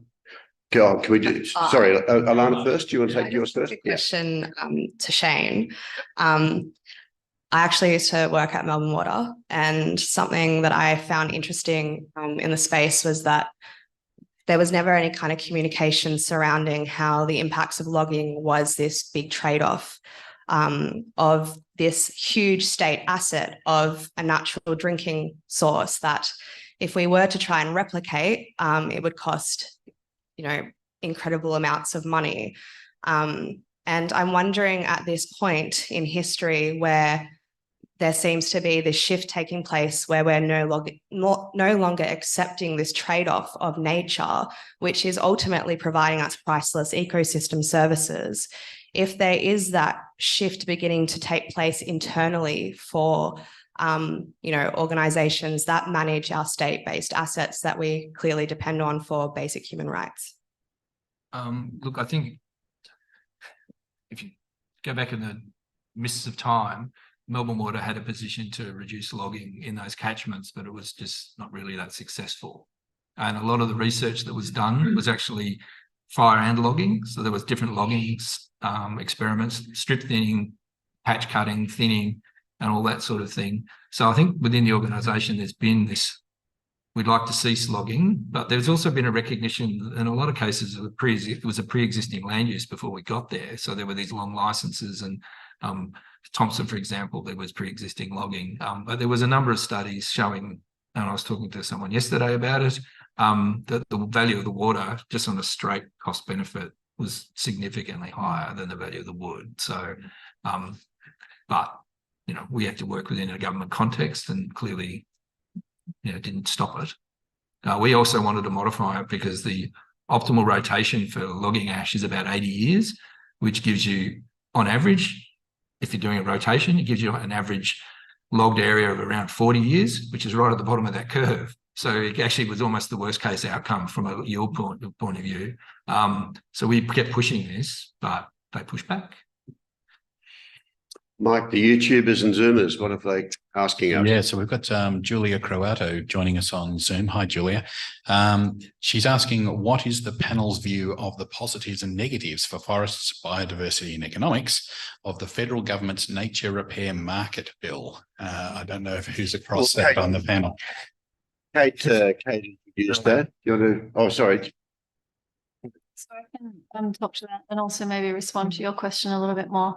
It picks up on a lot of things, because for a nature repair market, you need to understand what in nature you're valuing, and then what you're paying for and what you're investing in. And so that's very difficult. It has potential to work in terms of there's a real lack of financial support for nature protection, and so that's needed. So far, all we have is biodiversity offsetting or carbon offsetting. Both of those are non-solutions, because you're paying to protect something because you're destroying something else. And so it's a net zero at best. And if the monitoring goes wrong, you're actually destroying one thing and destroying another thing, which often is the outcome. So there's potential for a nature repair market to work. But the difficulty, I guess, is, and this comes to sort of the financialization of nature and what do you measure and how do you monitor things, that always some values will be left out when others are measured and monitored. And I wanted to add to what you were saying on the last question, Jim, in terms of there's not the data on the biodiversity in these particular areas to include that in the cost balance sheet. Biodiversity in particular can be very difficult to value because the metrics are quite specific and you need all of this research. And it's quite a different thing, although I talked a lot about biodiversity in my presentation, there's quite a difference between specific biodiversity indicators and thinking about ecosystem integrity more broadly. And so I think if we move more to thinking about ecosystems, because then we're taking into account the interconnections in those ecosystems and the fact thinking about all of the structures of a healthy ecosystem is broader, it's easier to monitor and measure, and it could be a basis for investment. The big question, I think, at the end in terms of a nature repair market, and while it could have potential, I don't think it's ever going to be a huge private sector investment option unless people get to pay to destroy something somewhere else. But if they don't get to do that, it won't be a huge private sector investment option, because it's just very unclear what the outcome is for the private sector, what the return on investment is effectively. And we need to value and protect nature as a public good, so we can't forget the role of public funding. Other thoughts on the nature repair? I tend to agree. I think, the nature repair market, it's the big new shiny thing. I don't think it's going to move the dial a great deal. It's really tinkering at the edges, and if you don't get the fundamentals right, you're not really going to achieve, you're not really going to get the change that society's actually looking for. And I guess it's one of these things too, and it sort of gets back to those metrics. We tend to sort of, investors, and whether it's any sort of market mechanism, we're always trying to make the metrics as simple as possible, because there is a transaction cost in actually running a metric. And so that's why they so often end up being an extent metric, not a quality metric. Yeah, so it's a volume, it's not a quality.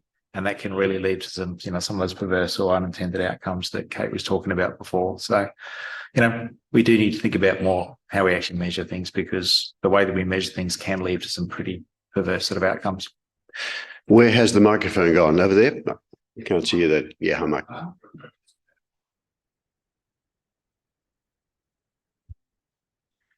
I'm good. Mike Clark from La Trobe University.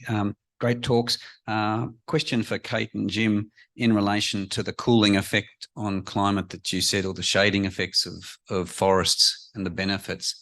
Is anyone linking the health benefits for human beings, looking at the deaths in Europe with heat waves and that kind of thing, a bit like smoke with fires?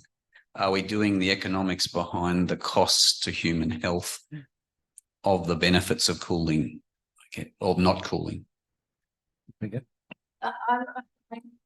Specifics on that, only to say there is a lot of research on that. There's a new research sort of institute at Melbourne University looking specifically at linking health benefits and climate change. And that research would have been done in Europe, but I don't have to hand the outcomes of that. It's summed up.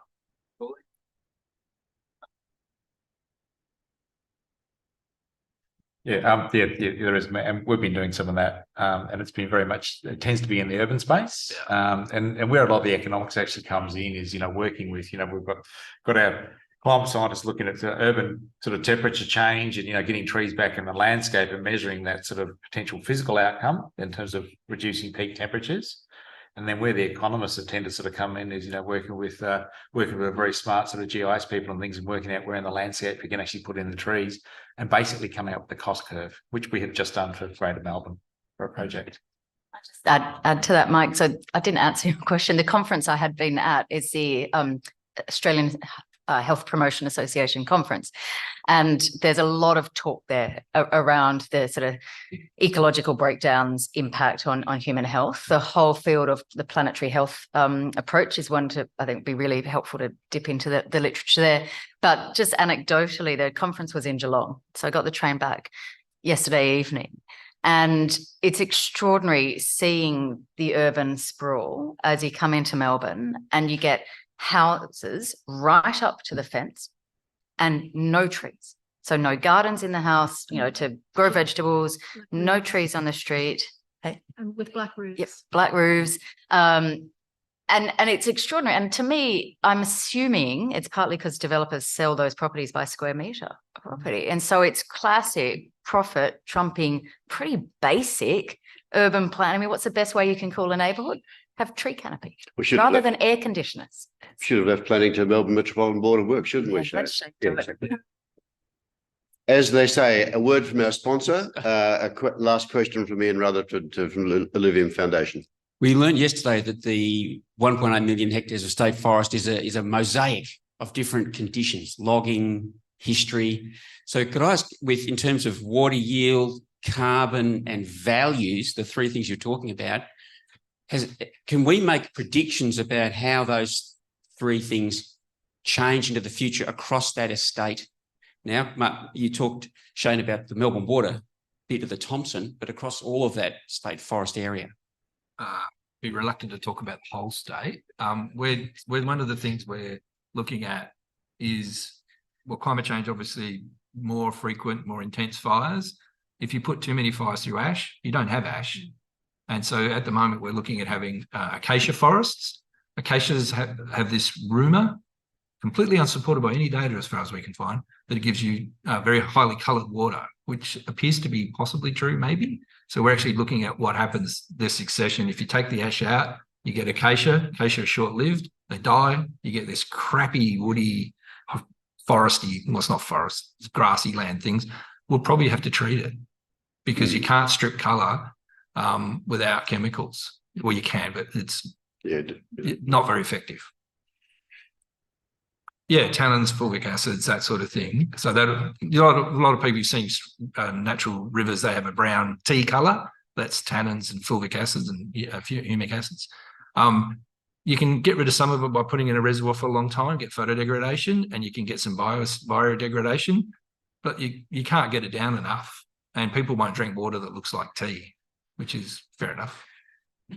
So that's for the Melbourne water component. It's a significant concern. The two quick fires is a real concern. So any other final comments on the jigsaw puzzle, Ian's jigsaw puzzle? I would probably just add that it's such a critical time. Obviously, climate impacts are increasing, and we have a lot of degraded forest in the state, and so it's such a critical time to be able to regenerate that now that logging of native forests will end, and so it's a huge opportunity for Victoria, which makes this conversation so timely. But it really is critical. Those forests will. It's so critical that they are restored to some degree to improve their natural resilience and capacity to cope with climate change. Ladies and gentlemen, please thank our panel. Been a fascinating session for me, I'm sure everybody here as well. For those, we're going to have a morning tea break now. For those on Zoom, you can hang on whilst you go and boil the kettle and come back. We're coming back at 11:10, I'm guessing. 11:10. Please help us by being seated so we can, I'll introduce Melissa, who will take you through the next session.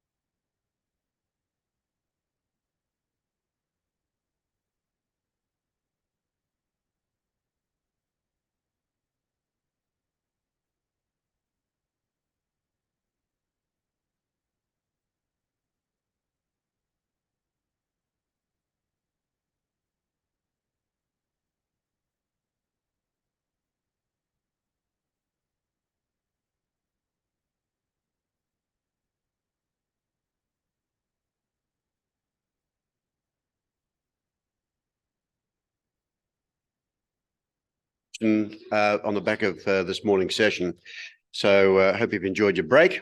I'd now like to introduce to take you through this session on outdoor values and land management.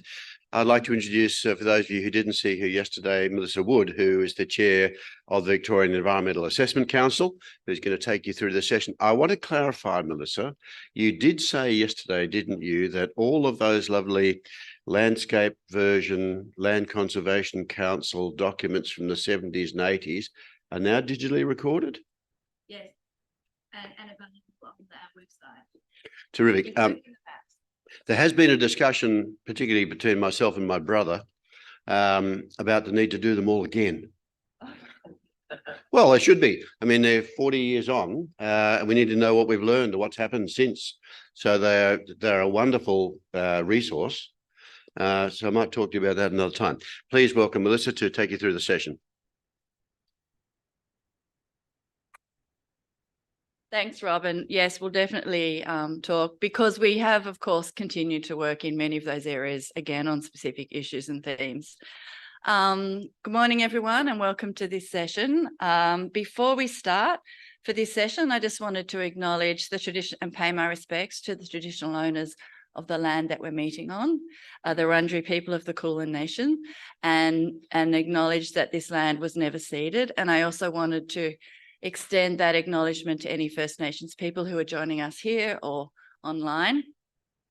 And I also want to pay my respects and honour the elders who, past and present, who have carefully maintained knowledge and stories of land management and have passed that on through generations. And now they're so generously sharing that with us in our forest work. So I'm really thrilled to have this session with a spotlight on outdoor values and land management, because as we talked about yesterday, it's really highly likely now that native forest logging is off the table, that recreation and other uses in our forest are really on the increase and will become a major use, and we don't know very much about them. And while they bring a lot of pleasure, they're really poorly understood. So I'm really looking forward to hearing more about that from our speakers today. So we've got a bit of a change of order, and we'll be starting with our first speaker today, will be the second speaker in your program, and that's Matt Ruckel. Matt has been the Executive Director of the VNPA since 2007 and has a strong background in environmental policy. He's worked in the non-government environmental policy areas in the state, national and international arenas for over 20 years, and has held senior positions in leading international and national conservation organisations and local government.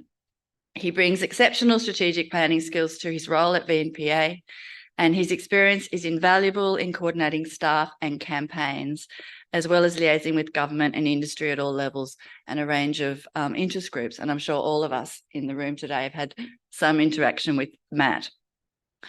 Matt's going to be talking to us today about a future for forest, managing Victoria's forests for all their non-extractive values. Please join me in making him welcome. And Alana, I believe you'll be doing the bell ringing. Thank you. Welcome. Okay, I put my stopwatch on so I don't get the bell from the bell fairy. There we go. And here we go. All right, so today I'm going to talk, there we go.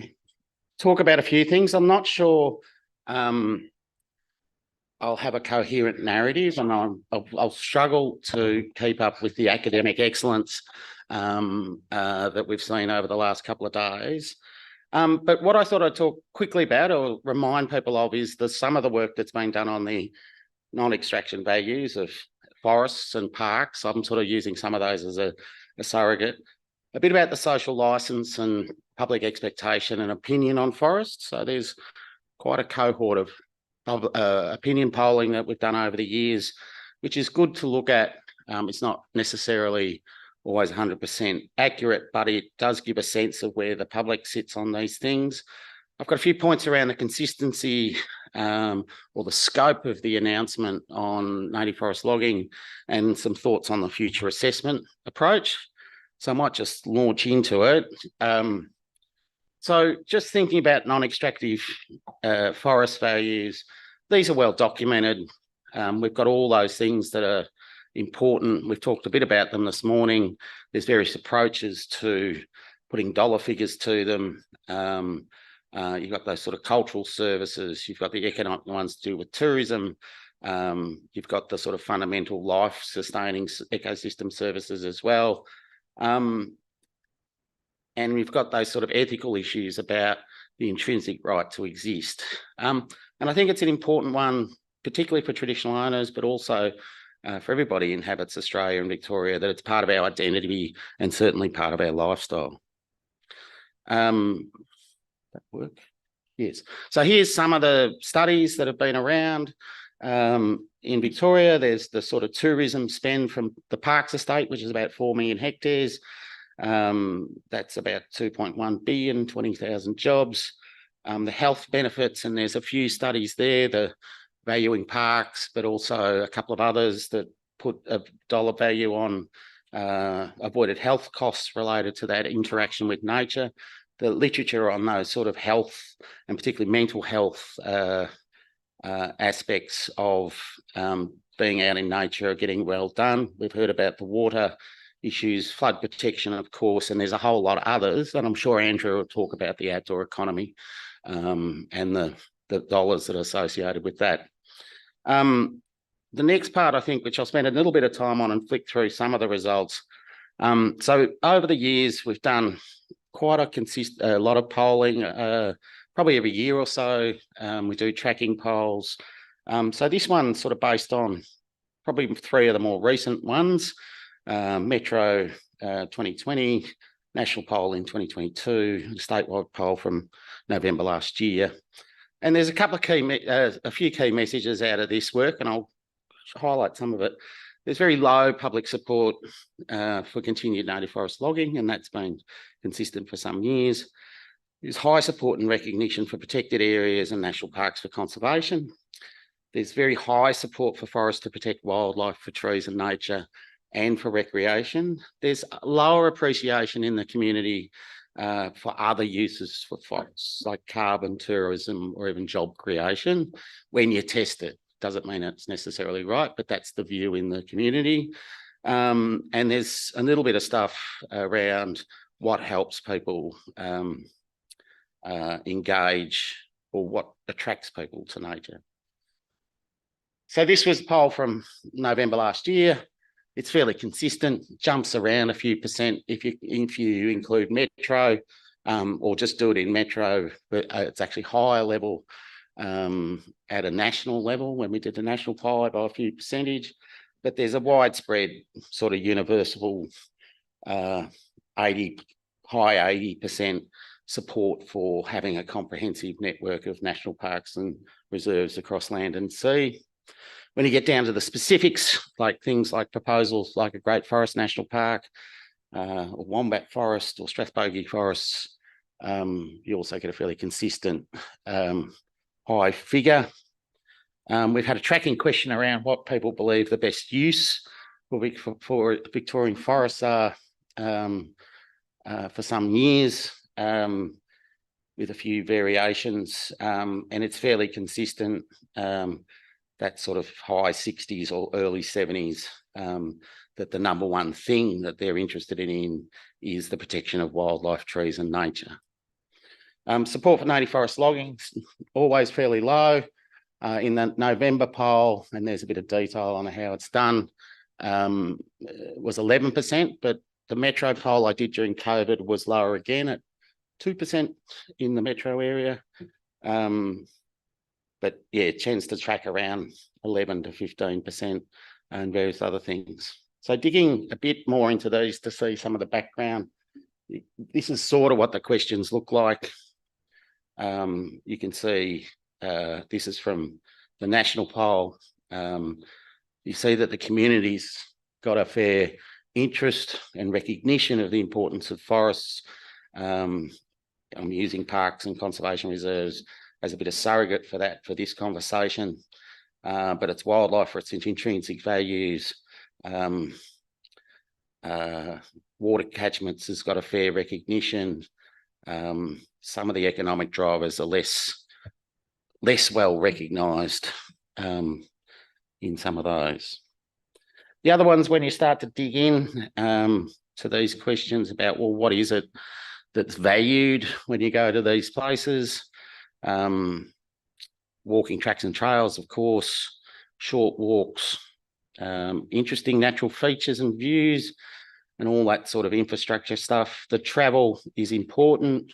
And I think there is an appreciation of having the information and the interpretation done in a good way. And these are fairly consistent, again, at a national level and at a state level. They jump around a few percentage, depending if you're doing metro, regional or national.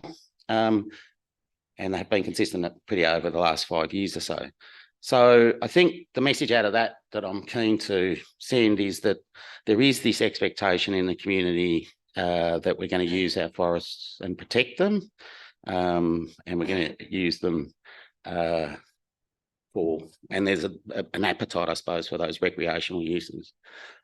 This is sort of also consistent with the messages that came out of this exercise, which was done as part of the RFA renewal process, Future of Our Forest consultation on Engage Victoria. There was 2,800 responses and the 3 sort of planks, and they had various graphs and stuff, but number 1, forests are valued for their biodiversity and contribution to climate and human health, a strong recognition of traditional owners, and then the use of forests to mitigate against climate change, and the recreational piece. And I think that's what the community expects in lots of ways. And so I think one of the challenges in this conversation about the future of our forests, there needs to be some recognition of what the aspirations of the broader community are. So that's that bit. I'm going to talk now a little bit about some of the scope. And there's some questions and issues, I suppose, in this, just to keep them on the table. The key thing, looking closely at the Vic Government's media release and announcement around the end of native forest logging, is a couple of things I'll pick up on. One is the specific use of the timber allocation order language. And I'll also talk a little bit, have some ideas about the potential for what sort of panel or something we might end up with, and a couple of questions about where the transition happens. The key thing about the allocation order, if you look at the Victoria, so this maps the parks plus the state forest. The purple is the allocation order. The one thing that wasn't mentioned in that announcement was what happens in the west of the state, and it's what's authorised for forestry under the Forest Act through forest produce licences, often called community forestry, and they're the red bits out here. And you can see it a bit better on this one. So these areas here are on the timber utilisation plan. So they're quite a significant area across the west of the state, a little bit in the east. So we're talking about 62,000 hectares already on the schedule for the coops. There wasn't an announcement relating to this, though there was some clarification following estimates, and it seems to be the case that those licenses may be phased out, but it's still a little bit unclear. And so the issue with the Western stuff, well, obviously it's not at the same scale at 1.8 million hectares, so I'm not undermining that. It is in some of the most fragmented parts of the state. The areas that are proposed for logging coops have increased by 50% since 2017. A lot of the timber is low value. The program's largely supported by state government grant currently. Logging methods vary from clear fell at Mount Cole to storm salvage or selective logging in some other parts. and analysis we did in 2017 found a really high level of threatened species in these areas. It was a desktop study, so I think if you were in the field, you'd find more. There's a higher number of federally listed species in this area than in the east. Different sort of picture when you start to apply the state lists. So I suppose that the key thing here and the message is that we're keen to see the western part consistent with the eastern part, and we don't want to see the Forest Act and forest produce licences used as some sort of loophole to continue forestry. Continue forestry in the west, or apparently, and it could be possibly used in the east. So the other question, which hasn't had any clarification, is the status of native forest logging on private land. So while you think most of it's been traditionally on public land, and when you look at how much of harvestable forest is on private land, you tend to think there's not much, because largely the intact areas are public land, but there's more than you think. So it's unclear how the native forest logging on private land will be treated in this announcement. In our view, of course, it should be consistent along with the Western Forest issue as well. So far, in correspondence with various ministers, they flagged that the licences may end by June 2024, not 1st of January. But it's not that clear. So I suppose our message is not to end up with another loophole. Of course, there's also a big demand from conservation groups to end big forests, and there was a joint letter not long ago. The other three issues, which I'll touch on, which are a bit complicated, but I haven't got a huge amount of time, is the sort of framework for management of the alternative jobs and some of the areas that are already there. So I've got a whole presentation on fire operations, and obviously it needs to happen during emergencies. So that's not really the issue. It's the fire preparation works. There's this view that, you know, large numbers of forest contractors will come over to the forest fire management operations through forest fire management. That's happening. There's a lot of contracts in place. One of the questions here is that when you look at forest fire management, though, it doesn't really have any oversight. So the Code of Timber Production doesn't apply, the RFAs don't apply, the Office of the Conservation Regulator has no role. Some of the operations are similar to forestry, I suppose, in terms of things like salvage logging or storm cleanups or strategic fuel breaks. It's largely self-assessment, self-approval. There is desktops assessments as we understand it, but they're signed off by the Chief Fire Officer and the Regional Director of DELP. So it's like marking your own homework. Logs are being sold, but out of national parks as well, from these operations for firewood timber. The same contractors as Vic Forests. They are subject to the EPBC Act, but the feds have shown little interest in it so far. So I think getting ahead of the game, we need to have a think about that regulatory system and how it fits together, and that we should have a consistent, transparent regulatory system that looks at forest fire management across the state. The other thing we'd like to see is delivering on the areas that are already committed to, and I think this is sort of low-hanging fruit in some ways. So there's roughly 200,000 hectares of committed to protection in various forms in Victoria. So 60, 70,000 hectares, the Central West has proposed new national parks. So that was promised in 2021 after an extensive VAC investigation. And then you've got the immediate protected areas, about 150,000 hectares there, Central Highlands, East Gippsland, Melbourne North and Strathbogies. So the Strathbogies report has been complete, as I suppose is Melbourne North. Very interesting recommendation around the cultural reserve, which I think is very important reform, and one that needs to be responded to and implemented. But as a starting point, would be great to see some some of these areas responded to. So the Central West Park's in here, Wombat, Mount Cole, Pyrenees, the IPA, Strathbogies up here. So I suppose from our side, we're getting a bit frustrated that there is already a number of announcements. There's actually whole processes that have gone on, but getting the actual legislation in place, which is what creates the change in tenure, has been very slow. So we'd hate to see it all bogged down in another conversation about what the end of native forest looks like. Get these ones out of the way, and then start to think about what this other exercise is. So having a think about what a future assessment process might be. So I think one of the key things from our perspective, so the government said they're setting up some sort of panel and process. Haven't heard anything else much about it.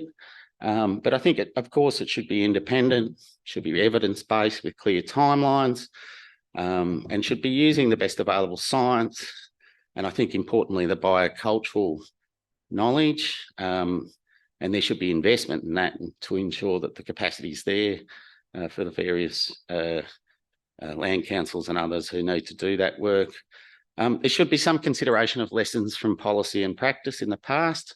And I think thinking about VAC's history in that, we've made a lot of mistakes in the past, and some things have worked and some things haven't. And so we need to pay attention to that. Obviously, assessing existing values, threats and uses.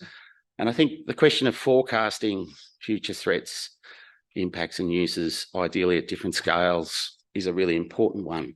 Often with the climate change information, for example, in terms of what does climate change mean at a regional scale or at a very local scale, doesn't exist at a particularly fine detail in Victoria. There's a few examples around some of the modelling that's been done in the Alps, particularly around the alpine resorts, down to sort of 12-kilometre grids, but I haven't seen it at that finer scale for other parts of Victoria. So it'd be great to understand what the implications are at that scale for a changing climate, so we can perhaps start to get a bit of a grasp on what that actually means. I'm not suggesting it's easy, but an important task in this process of assessing the future. Of course, First Nations and traditional owners should have a central leading role.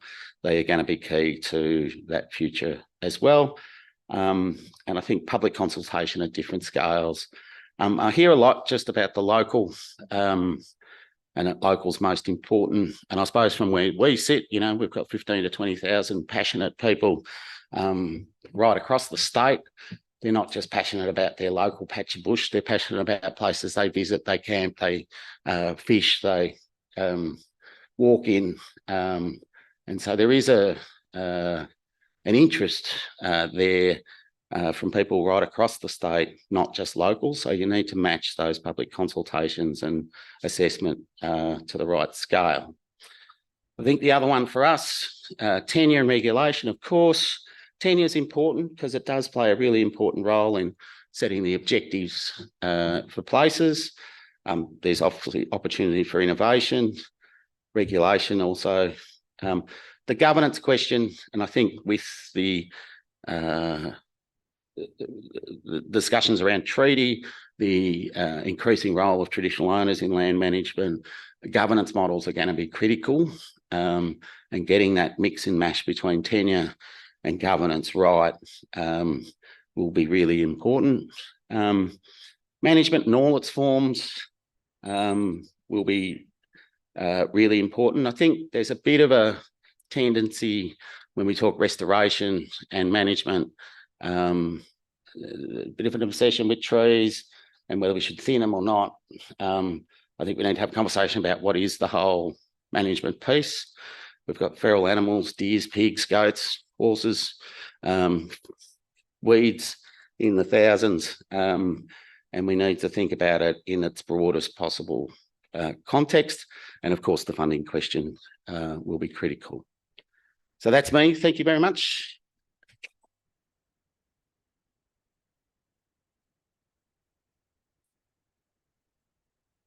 Thanks, Matt. I know you weren't here yesterday, but your presentation was very well aligned to what we heard. I was watching online. Oh, okay. And you raised some really excellent questions that we can add to those that were raised yesterday as well.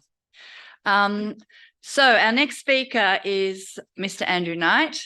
He's representing Outdoors Victoria as CEO. He joined in 2016 and has a passion for outdoors reaching way back to his time in Cubs and Scouts, and I'm sure you're in good company here. Learning how to live in the bush, snow and on water while having fun with family and friends. Andrew spent 10 years as an active patrol member in the Lawn Surf Lifesaving Club and was patrol captain for many of those years. He's got another life in extensive management experience in the automotive, fast-moving consumer goods and retail sectors, working in Australia, the UK and the US. More recently, Andrew has done some important work in national roles for not-for-profit in the areas of fresh food rescue and community finance. His talk today will be on community recreation in forests. So please join me in welcoming Andrew.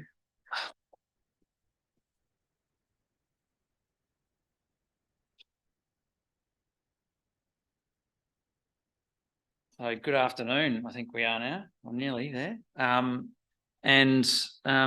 Thanks very much for having us. Just make sure that I'm going in the right direction here. Yeah.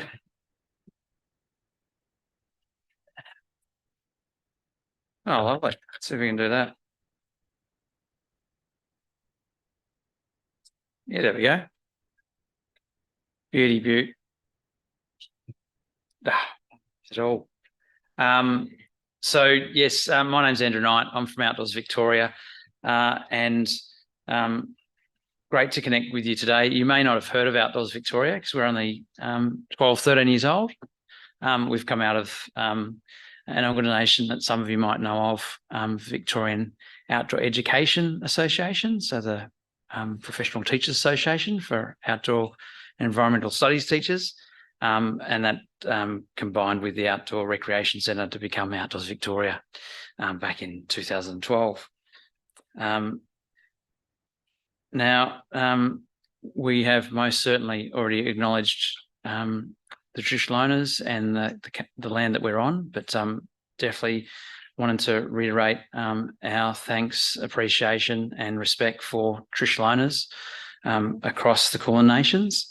It's incredibly important that all of us in the outdoors sector, both in outdoor education and outdoor recreation, acknowledge the ongoing contribution to culture, land management of Indigenous Australians, past, present and emerging. So Outdoors Victoria, through its support and advocacy of the thousands of professionals and volunteers in the outdoor workforce sector, works to get more Victorians active in nature. So we're the recognised umbrella peak body across outdoor education and outdoor recreation, focused on human-powered, not combustion engine-powered, outdoor activities. So we're very much in the space of sustainable, respectful, both to the environment and to Indigenous Australians, as to the activities that we're focused on. Now, whether that be across school camps, and there's about 6,000 professionals today that are working in 190 school camps across Victoria, whether it be in expeditions, and there's a couple of thousand wonderful outdoor professionals in that space as well, taking young and not so young, but young at heart Victorians across Victoria under canvas today and tonight. And we also represent the outdoor education teachers across 300 high schools in Victoria, and a member of the Council of Practicing Teachers Association of Victoria. Now,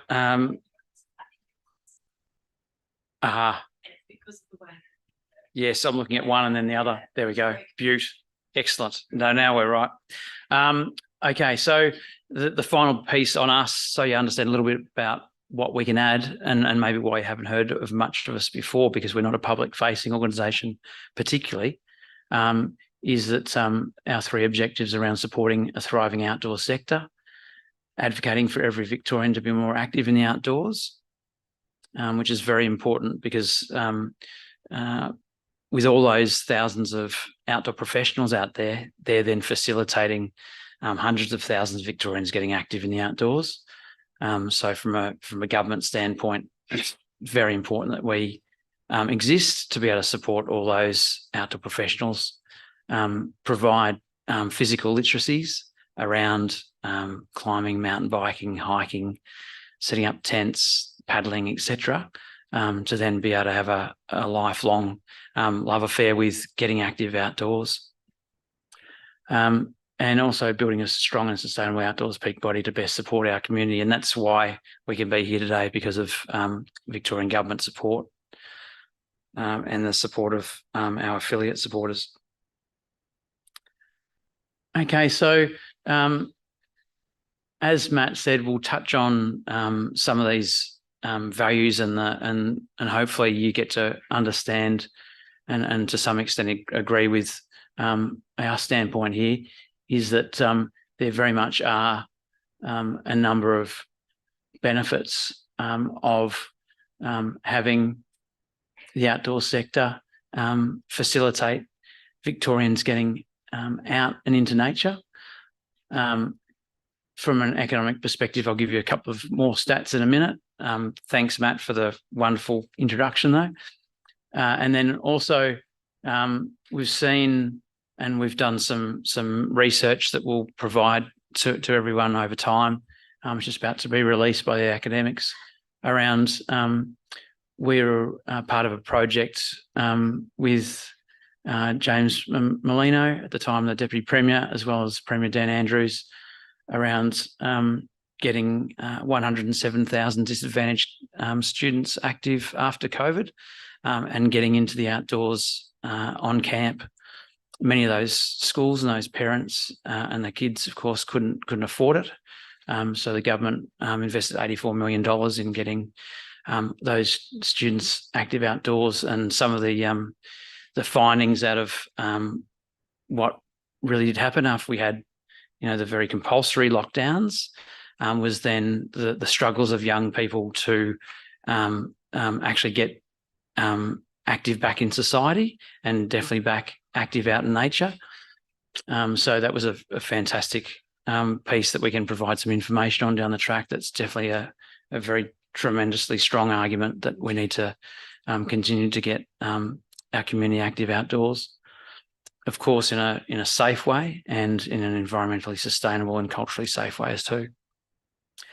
And it really leads into number 3, which is what all of us really know here, but it's definitely the discovery, well and truly, that if we don't have a level of access to public land in a sustainable, safe way, then we're going to end up with decision makers down the track that don't have the connection to nature that all of us online and all of us here have. And there's a number of key decision makers in the room and online today. We need to make sure that your next generation and generation after that that come through, that are ministers, heads of department, heads of VAC, etc., are entirely exposed from a very young age into nature and understand how to interact with nature and work with nature for its conservation for eternity. So just a couple of stats there. These come from the Marsden-Jacob report of 2016. We were going to do a refresh in the early 2020s, but something else came up. So we're in the process now of chatting to a number of different departments, researchers about what we can do there. But that's on our website as well. So if you go into the resources and research section, have a look at that particular report that was paid for by Sport and Recreation Victoria. So some pretty powerful stats around the contribution to nature-based outdoor activities in Victoria. And if you think of these are stats from research that was done in 2014 and a little bit into 2015. So if you fast track now, you can add another 20 or 30% to a number of those figures. And I think around that 265 million avoided costs to the Victorian healthcare system. At the rate we're going, when you look at how many hospital beds we're continuing to build in our public and private hospitals, we will end up gobbling up the entire Victorian state budget if we keep heading in that direction. So I think from a avoided health costs perspective, don't know if you wanted to build anything recently, but it costs about double what it did about 5 years ago. I think you'd be looking at nudging probably the $1 billion in preventative health outcomes out of getting Victorians active in nature. And that last stat's really about objective, number 3 we were talking about before, where we just need to continue to expose our young people to nature.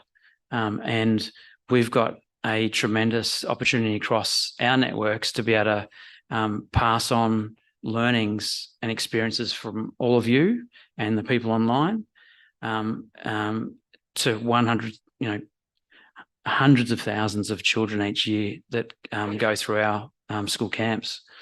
So I think that's something that I'd love to explore with a number of decision makers in the room down the track as to what we can come up with to really, we've got open minds on camp, ready to learn, and what are the next steps, et cetera, et cetera. We have a great opportunity to pass on some pretty straightforward knowledge to those children at the very right age. Okay, so I'm going to get us back a bit of time today, and maybe for the panel session too. So look forward to chatting to you later on, and hopefully this has been a good introduction to Outdoors Victoria. We look forward to contributing to this conversation for many years to come. Thank you.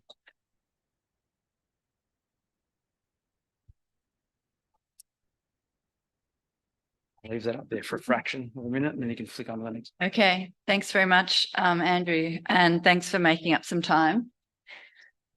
10 minutes, very good. Well, we'll have a longer panel session. Okay, so now, and it was really good to hear some of what you were saying about the health benefits and also the impacts on our health system. It's good to hear that coming through because we haven't really heard so much of that so far over the last few days. So I'd like to introduce Mr. Peter Jacobs. He's had a long career in the protected area planning and management around Eastern Victoria.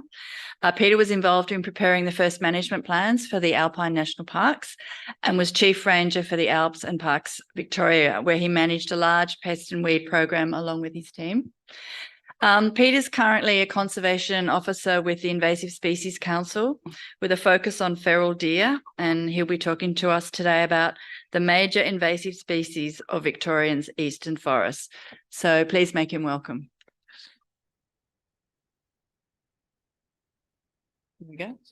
So this is the current one, and that's what's coming next. So I'll just use this. I suggest you just This one here. Okay. Hi, everyone. And look, thank you for having me here. I'd just like to firstly pay my respects to traditional owners and elders past, present and emerging. I work and live on Tanarong country in northeast Victoria. So I'd like to, firstly, I'd just like to say it's interesting being here as a young planning officer. I think back in about 1988, I was involved here in running a workshop for the almost to be created new Alpine National Park, and we were doing a management plan, the first plan for the Alps right back then. So it's amazing to, was that 35 years ago? It was a long time ago. And it's amazing to be here now, 35 years later, the next step, as I see it, because the Alpine National Park very much was planned and developed around excluding areas that were suitable for logging. I don't know, in terms of a bit of a time and context, I think that's really interesting. But today I'm going to talk a bit of a nuts and boltsy talk, really. We've had some really interesting high-level sort of thought and discussion around how we deal with the future of our forests in Eastern Victoria. This is very much about invasive species, and there's almost everyone's mentioned deer or something to do with the health of our forests, and unfortunately our forests aren't in that great condition, largely because of the presence of invasive species. So I'm going to talk about why it's so important to manage them into the future. So in terms of our threats, so if we look at some of the key ones, there's so many invasive species in the eastern forests, but I've just picked out a few there that are worth mentioning. Gee, you're right about the writing being really small here. Certainly feral deer, foxes, rabbits and hares are prevalent. And on the right-hand side, there's just about how did they get here. So also understanding why they're there or how they got there in the first place is really interesting. So hunting and acclimatation societies were very much responsible for introducing many of these pests that we now have in the Alps. So certainly with feral deer, foxes and hares. Feral horses, of course, are a serious problem in the eastern forests and parks that are largely escapes from early settlers. And there was some horse breeding actually going on in the Alps at the time, which led to those populations growing. Feral cats, of course, pigs and goats are a result of domestic escapes, but also worryingly some deliberate releases as well for hunting and preservation.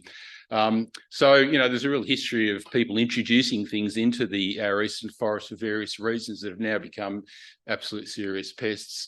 They're some of the pest animals, of course. Some of the weeds we have that are serious issues in the eastern forest include willows, brooms, English and Cape broom, blackberry and Himalayan honeysuckle, soft rushes and oxeye daisies. Now, all these things came from largely garden escapes, or importantly, pest restoration works that were actually going on with some of these things where they're introduced to deal with a problem, and now they've become a problem in themselves. And of course, blackberry goes right to the top there in terms of also being one that was introduced by acclimatisation societies. And of course, you also have things like hawkweeds, which have been introduced probably by machinery and equipment. But look, there are hundreds of grasses, forbs and pathogens that affect the health of our eastern forests, but there are a few of them. I'm just going to focus in on probably about half a dozen of them. But importantly, all these things, though, I guess they were brought there in the first place, but it's all exacerbated by water, by wind, by fire in particular, by vehicle movements and by people. So we're sort of adding to the problem every day. Of course, fire is a key issue, is a real driver for invasion in the eastern forests. So climate change and frequent fire, we've heard a lot about over the last couple of days. Landscape scale fires we've had in 03, 67, 1920, and so on. So some of the impacts these have on invasive species include for deer, it opens up the landscape, facilitates spread, and there's some evidence that fire does actually has actually led to the spread of deer right through our eastern forests over the years. They also impact on recovery. You know, we have as these sensitive areas are recovering from fire, we've got deer sort of trampling and munching and grazing on the recovery that's occurring. Willows, I'll talk a little bit about, creates a perfect seedbed and peatlands for seeding willows. Fire creates massive germination of brooms. There's also the firefight in itself with machinery and disturbance that often leads to pests and weeds being spread. And of course, also predation by introduced species like foxes and cats is an issue after fire where they're predating on some of our, of course, threatened species like long-footed potoroos. Fire also brings in some post-fire opportunities such as aerial control of deer, pigs, goats and horses. A lot of that took place after the 1920 fires. It also there's a mass germination of things like brooms, which gives an opportunity to actually get in there and do something about them. Also, importance of surveillance, which I'll talk about, and of course, the opportunity for predator control. So it's a bit of a mixed bag in terms of how fire contributes to it, but also can be part of a solution as well. So feral deer in particular, why are we concerned about feral deer? Well, they were introduced into Eastern Victoria in the mid to late 1800s for hunting, just like what they did for foxes and rabbits. And they were in fairly small populations for quite a long time. We also had deer farm collapses, which occurred in the 1990s, which led to deer being released all over the state, but coming out of those deer farms. They're one of Australia's most serious environmental agricultural threats. Victoria's got the largest population of deer in Australia, probably estimated to be about 1 million. There is a bit of work being done at the moment by ARI to try and nail that a bit closer, but it's thought to be of that figure. But importantly, the population is expanding really quickly and invading new areas, and as we'll see shortly, particularly for Eastern Victoria. So just an example, like the feral deer are capable of increasing 35 to 50% each year in population. So 30 deer becomes 510 years, just to give you an idea of what that looks like in terms of population. In Eastern Victoria, in the eastern forests, we're most likely to see fallow deer and sambar deer. Certainly sambar deer, they're the largest. They can weigh up to about 300 kilograms. They're mostly in the forest areas. They're quite widespread through Eastern Victoria. I'm sure people that walk in the bush, they've heard them honking and at them as they go, but really importantly, as well as trashing and trampling the countryside with their big heavy hooves, they also wallow, which we'll see shortly. Fallow deer are more likely to see they're a smaller deer, the classic Bambi. They're the really cute little spotted deer that you often see around the edges of the forest and agricultural land. They don't tend to go so much into the forest areas. They're a lot smaller, often in large herds, as in where sambar deer are usually solitary. So that's what we'll see. There are another couple of hog deer and red deer also occur in Victoria, but in the eastern forests, this is what you're most likely to see.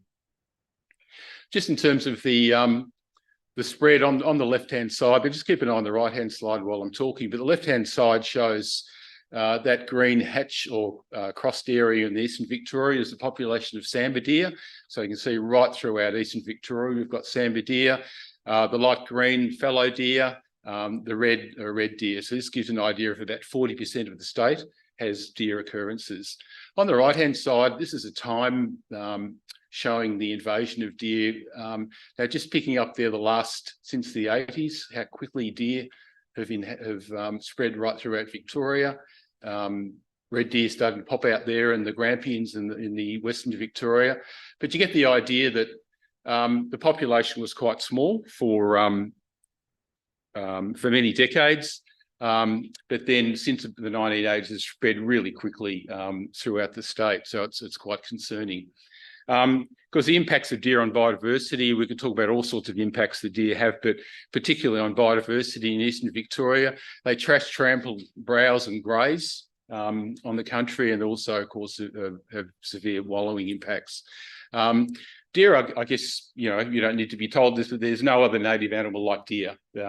Huge, hard-hoofed, heavy animal in the bushes. The Australian environment just hasn't evolved with that sort of impact and never being able to deal with it. It's a direct threat to 13 threatened flora species and 12 ecological communities just in East Gippsland. And a recent study showed that 469 species are exposed to additional extinction from the impact of deer. This came from Melbourne University. You can see there some examples of, deer occur from the sea right to the highest mountain to Mount Bogong in Eastern Victoria, so right across the landscape. In terms of the dollar cost, we heard a bit of economics. There's been a few reports done, but most recent one through Melbourne University has shown that the dollar cost is $1 billion over 20 years to conservation values. We talked about the difficulty in how do you measure that, but nevertheless, they've used a process to do that. But it's a huge cost based on the likelihood of extinction to species from deer. If you take into account agriculture, forestry and public safety, that's about $2 billion over 20 years. And that pretty much lines up with other studies that have been done. So we've got a significant economic impact of deer as well. This is a classic example. This is the alpine peatland in Eastern Victoria. It's a nationally threatened vegetation community, also protected under Victoria's Flora and Fauna Guarantee Act. This is a sambar deer doing its typical wallowing in this country. So you just imagine, even once the deer are gone, how long it will take for this alpine peatland to recover from this. It will just take decades. This is the sort of thing we're seeing throughout eastern Victoria at the moment that sort of really needs some serious attention. And that was in a national park, but we also had this occurring in state forests. I guess the status of deer is really interesting. To some extent, they're considered to be a pest under the EPP Act. They're part of the novel group of species that are a key threatening process to our environment. Under the FFG Act in Victoria, you can see there the impact of sambar deer is listed as a potentially threatening process, which is the highest level that can occur under the FFG Act. Bizarrely, they're also protected in Victoria. Feral deer are protected under the Wildlife Act.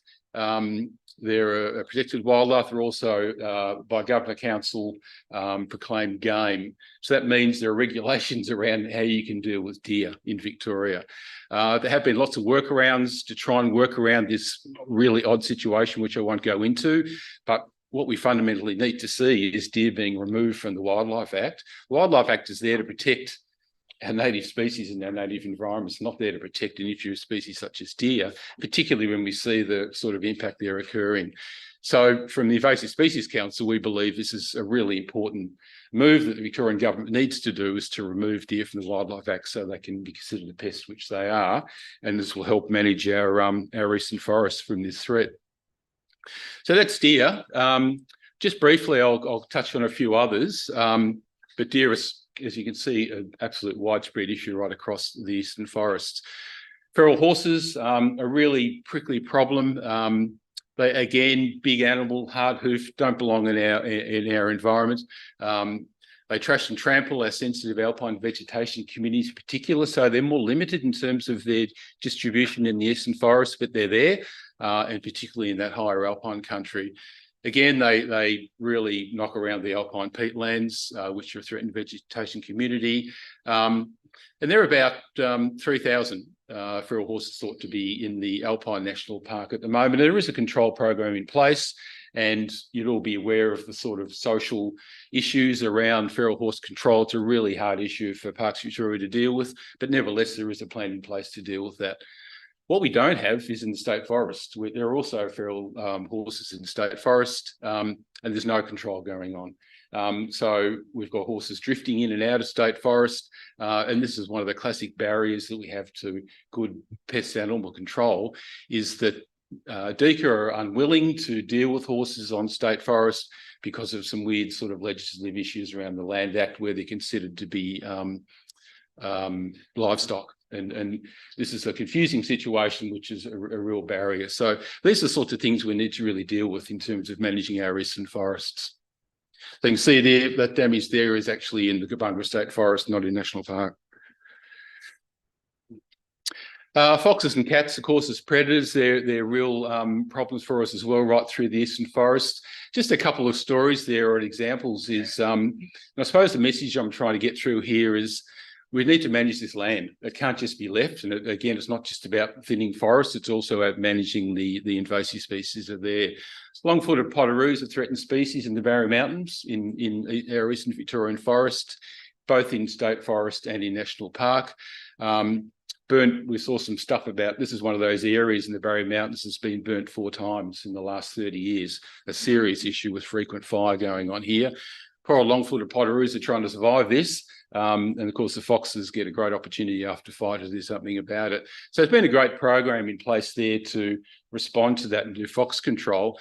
But again, on state forests, there are issues because of dogs and other things that they are having problems with implementing that. So again, we need to get some management in place. Similarly with cats in around alpine resorts. There's a ban on 1080 at the moment in Victoria that you can't use to control cats. So that's really having an impact on our feral cat control programs. Just willows is one of those ones that's expecting the unexpected. After the fires, restoration plans were developed. Willows really weren't considered to be an issue after the fire, and almost while the land was still warm, we were seeing a wheat field of willows starting to come up in our peatlands in the alpine country. So there was a big program put in place to deal with that, and these beautiful peatlands, as we see in the top, could have looked like this with the invasion of willows. So the message there again is you've got to be able to respond quickly. We've got to have surveillance in place. We've got to have management in place. You can't just sort of let things go, or we can have some really serious issues. Similarly with broom, we have it's a widespread problem, you know, throughout our eastern forests. It's got the ability to create completely impenetrable thickets. It burns easily, but there's massive germination following fire. So a great opportunity, you can get in there quickly and do something. If you don't get in there and do something quickly, it just keeps spreading. So the importance of having surveillance and quick response for our eastern forests is really important. Blackberry obviously is a big problem. Very little, hard to do much about it. But the important thing with blackberry is protecting assets. And I'll just use the example there of the Australian Alps walking track. It's a 650-kilometre track from Walhalla right through to Canberra. There are areas in state forest which are completely unmanaged, overgrown by blackberries. So we need to start to manage these areas, not just for biodiversity, but also for outdoor recreation, and deal with things like blackberries. So what do we need to do? We need to invest in biosecurity principles. And on the right-hand side, there's a classic invasion curve, which talks about the importance of prevention and eradication, getting in early to deal with pests before they become major problems. The ones I've just been talking about are at the top of that curve, where all we're really trying to do is protect assets. It's important to get in there early and deal with these issues. And that's an example of the biosecurity approach, I guess, where you work out where you contain things, where you're going to protect assets, but importantly, where can you start to eradicate or start to prevent things and start to eradicate? So I guess in managing our state forests, we just need to take this into account. We've got to invest, I think, some of this in timber transition package into people working in the state forest actively. The people that have been there before through forestry operations know the country, and we can really do something about managing this country properly and not just leaving it. Just finally, I'm going to be a bit self-indulgent here with my last minute, just to, I think there is an opportunity here. I talked about the Alpine National Park and how it was pretty much planned around. The LCC looked at the time at around logging opportunities. There's now the opportunity to really relook at that. And what I've just suggested, there are some really high value areas that were pretty much excluded from our eastern parks because of the value to the logging industry. We now have got a fairly clean slate there, and we can relook at places like that. So out on the left-hand side there, the Yarra Ranges, Eildon link, you know, people talk about the Great Forests National Park. This is sort of linking up the Yarra Ranges to Eildon, to the Alpine National Park.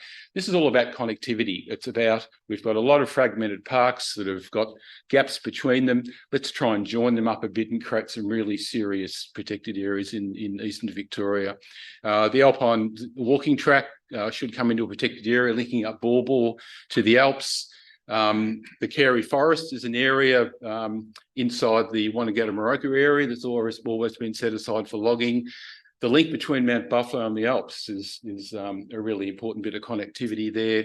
The Tea Tree Range, Dargle High Plains, Gabunga State Forests. It sort of goes on, but these are areas that I think strategically can be looked at seriously in terms of how they can be added to our protected area. And of course, the linkages over there in eastern I So at the moment, about 18% of Victoria is a protected area, about 4 million hectares. I think Bill Jackson mentioned yesterday about 30 by 30, which is an aim to have 30% of the land area in protected areas by 2030. Doesn't mean every state in Victoria, in the country, will do that alone, but Australia has signed up to that agreement. So if we're going to talk seriously about 30 by 30, just looking at these areas here would probably add about 1 million hectares to the protected area state in Victoria, and will sort of start to take us on that road to 2030. Perhaps there's just a great opportunity now to have a look at that. So thank you. That's my talk.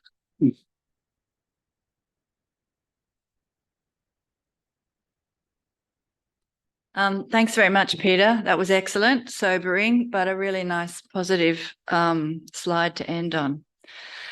So I'd now like to introduce our last speaker for this session, and in fact, the symposium, Jennifer Mason, who's a descendant of the Gumjanjak clan of the Wamba Wamba Nation and the Thadora Meetung people of the Dudaroa Nation through her great-grandparents. The historical decimation of her people and language means her traditional knowledge is fragmented, and this motivates her work as a researcher in the cultural engagement between Indigenous and non-Indigenous people through digital media storytelling. So today she's going to be offering her perspectives on forest country as a descendant of the Dudaroa. So can you please join me in making Jennifer very welcome. Thank you.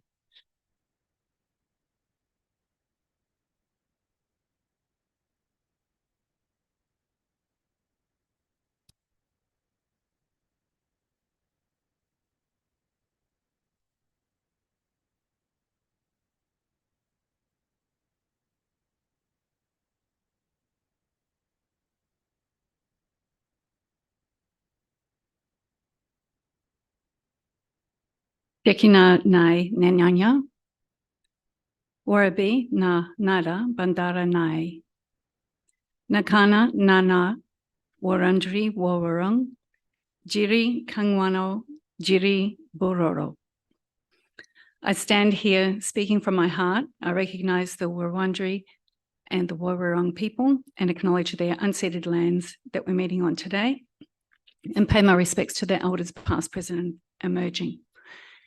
I'd like to just thank the organisers of this event for inviting me to speak today.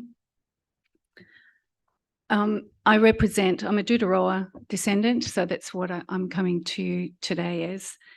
And recently, I've spent a lot of time on country up in the northeast and got to know it really well, and that's where I met Cam Walker, who's invited me to come today. And hearing all of these conversations, they're all things that we know. They're all things we have to know as Indigenous people. And we kind of have to be experts on everything that's related to country. So it's a pretty hard task.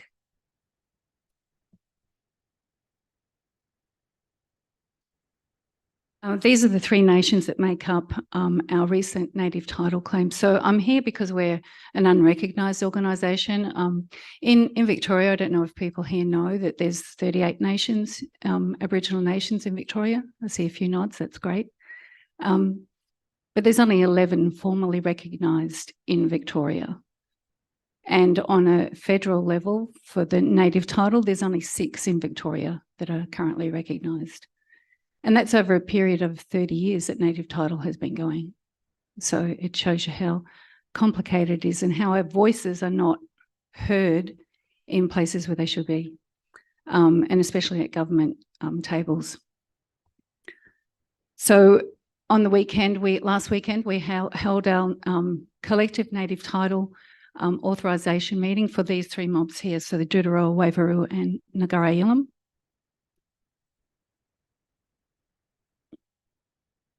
This slide is just some images from the amount of people that we had there. So it was an extremely professionally organised event where we engaged. We had to have it on. We couldn't have it on country because too many people don't live on country. We're so broadly dispersed, and our culture is so decimated that people just don't live on country. It's quite astounding to think that that's the case, but it is the case. As I said, I've spent a lot of time on country this year because I'm trying to look at how we can get our people back on country, and that's a primary concern that me and my elders and my people have. So at our native title meeting, people may have heard stories about those meetings, but they can be pretty robust, to say the least. With 3 different nations trying to come together to do that, it was unprecedented because we were able to pass every single motion without any fighting. It was amazing. You know, we moved forward in such style and such professional activities. And I think part of the reason for that was we were able to have a whole weekend where we delivered some information about what's on country, what are some of the threats, like the introduced species that we just heard about. That was a big part of our conversation on the weekend. So people went into our authorisation meeting really well informed, and were able to make those votes and make those count. So that's being lodged shortly. When we're talking about fragmented history and culture, and that certainly is the case. But I just want to share very briefly in my reams of paper. You can tell my age by the amount of printing. And I am older.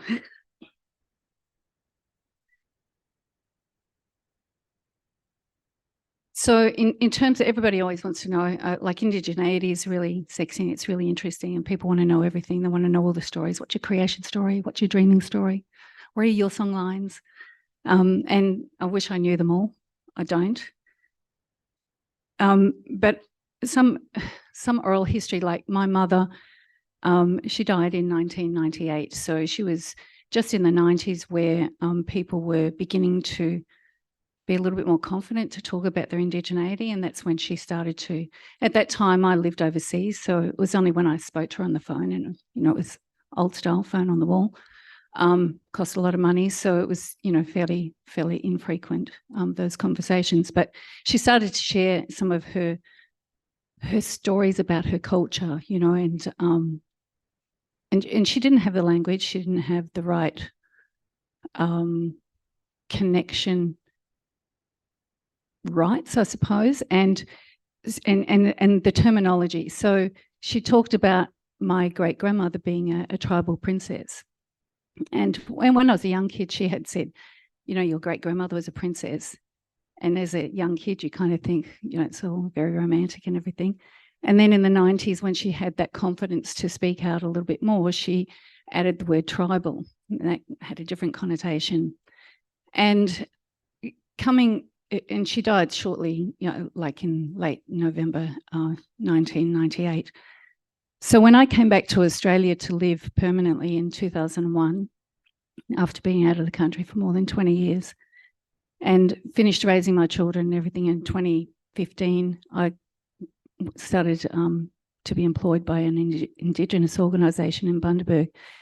And for me, that was like coming home. Earlier this year, in January, I went on a CHMP work that was hosted by Parks Victoria. And for me, going on that country, that was home. And every time I go on that country now, it talks to me, and I feel completely different. So that's the importance of country to our people. This is the claim area for our native title. Sorry, I was going to read a story.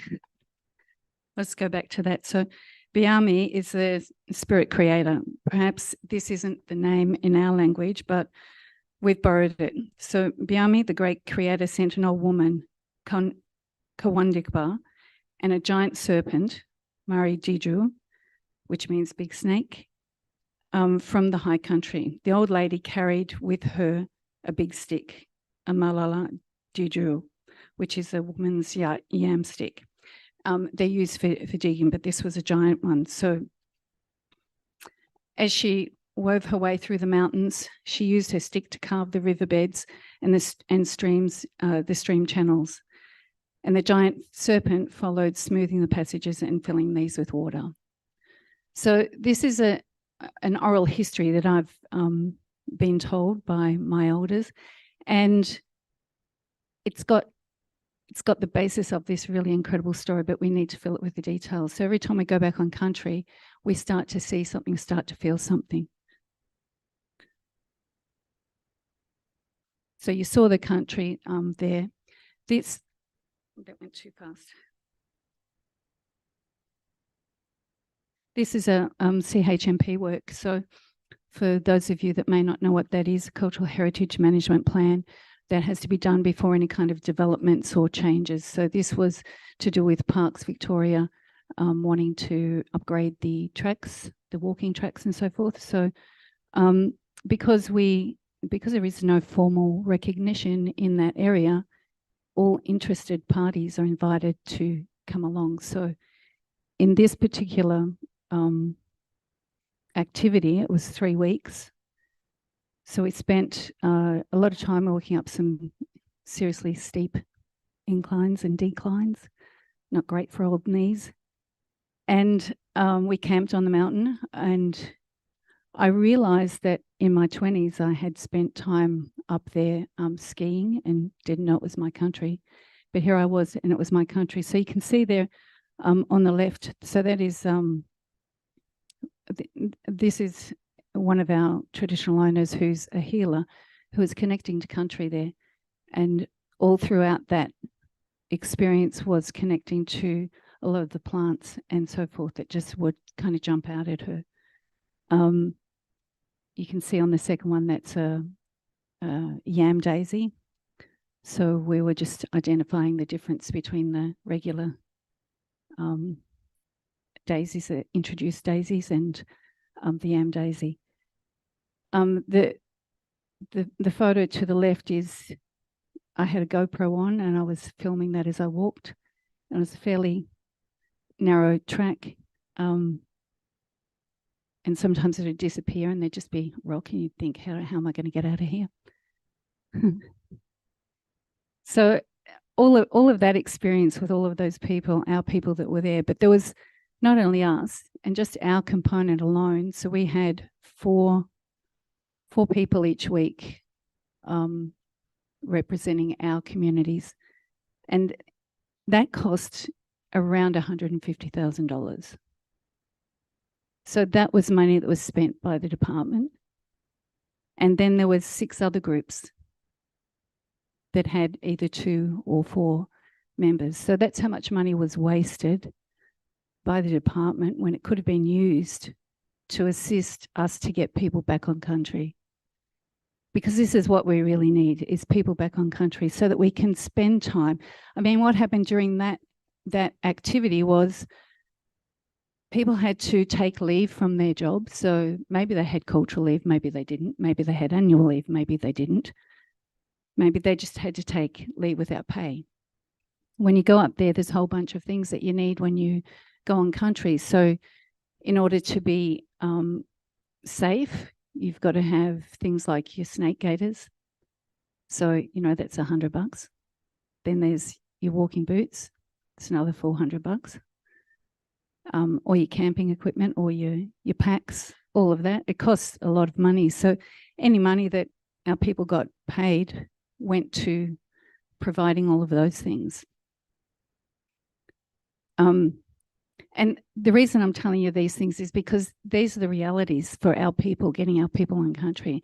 And we managed to be such a professional organisation, even though we're not formally recognised. We have no income to say, there is no revenue apart from these kinds of works, which we are grateful for, but we want more. We want a seat at the table.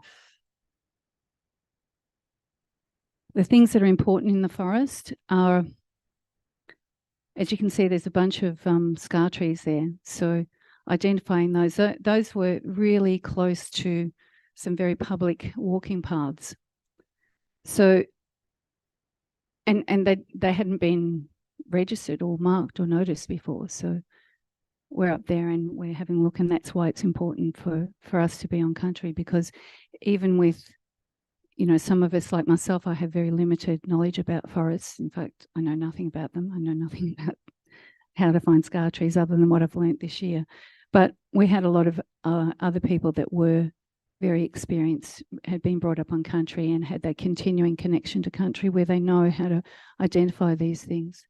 The different types of culturally modified trees, your scar trees, so for your canoes, for your shields, for your coolamans, and other carrying vessels, that's what they're used for.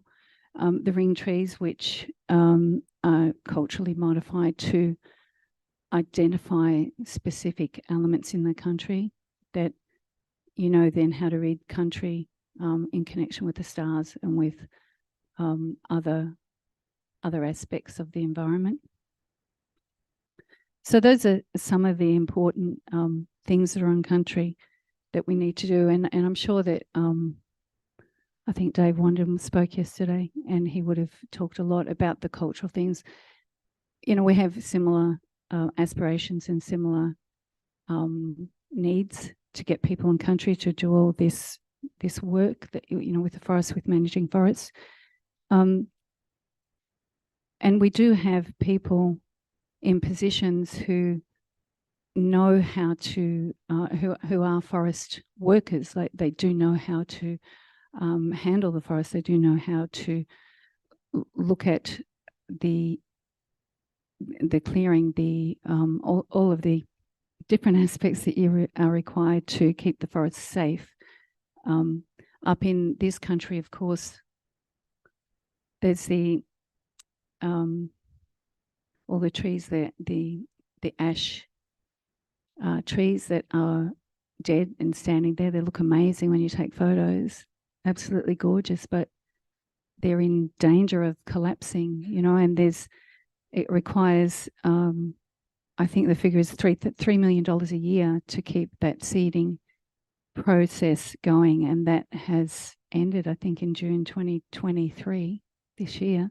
So if we don't get more funding to be able to do that, then if there is another bushfire, that can maim those ones that are growing, because it takes like 20 years for those seeds to be ready to start to self-sow. It takes 20 years. So we haven't got that with those. So we have to have this seeding program in place. And these are all parts of the work that we as traditional owners want to be engaged with on country. We want to be there at the table from the planning stages. We don't want to be brought in afterwards or engaged as cultural heritage site workers. We want to be part of that planning. We want to know all of that. So those things are important. This is, again, I'm just showing the native title claim area map on the left, but on the right is, in orange, is Duderoa country, and the red is the Vic Forest allocation order. So you can see that quite a substantial amount falls in our traditional country. So as traditional owners that are not formally recognised, we're not going to be the first point of call for government to come to us. So what we need is from people that are here today, you know, to tell the story of these people that are really quite professional. They can get their crap together, you know, we can manage programs. I recently was looking at, I was on the Ovens River, and I was looking at the replanting that they've been doing, you know, around the riparian area. And the young man from NECMA, I think, was explaining, you know, all of this stuff, and he's like an expert in the area, and he was great. You know, he had some wonderful things to say. But for me, all I could think of was, oh my God, he knows all of this knowledge about my country. I never got that opportunity. And I couldn't help but feel this angst and this hurt inside that our people just haven't had that opportunity. And it's so unjust, and we need to really fight for this. So we need people that, you know, people that are here today, people that are online watching. We need those allies to, you know, help ring our cause, and especially after the referendum. Like, for us, I think we kind of knew that it was going to be a no, because we know now how, well, we knew then before how much racism still exists, especially in regional areas. We knew that it would be a problem. We knew the referendum would be a problem, period. We knew that being a no would be worse than being a yes. And how that's manifested as being worse is because in regional areas where you've got the no vote at 67% or 53.9%, local regional newspapers are advertising that and celebrating the no vote. And what that's doing is diminishing the confidence of the people, our people that are on the ground on country. It's particularly prevalent up in the northwest. And it's heartbreaking to see our people. So, you know, I work as a researcher at a university. So this is my side gig, you know, doing all of this stuff. I think I've managed 6 different funding rounds recently. I've been traveling since July, partially for my work and mostly for doing all of this stuff that I do for my communities. So we're kind of limited on the ground. I mean, if you think about the population, we're 2.7% of the population. So the people that are doing the work that I'm doing are even less.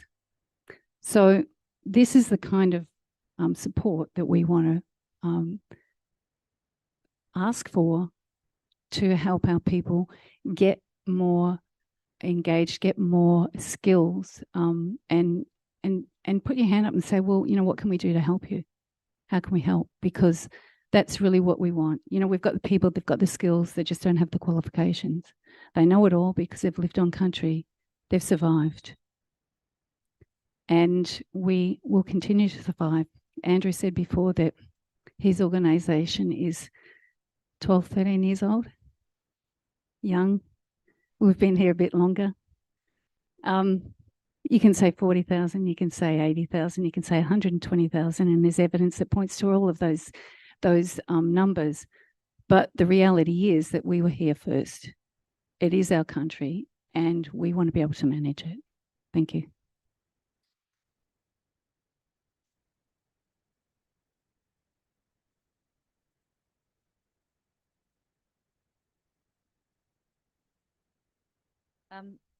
Thanks very much, Jennifer. That was a really thoughtful presentation to end on.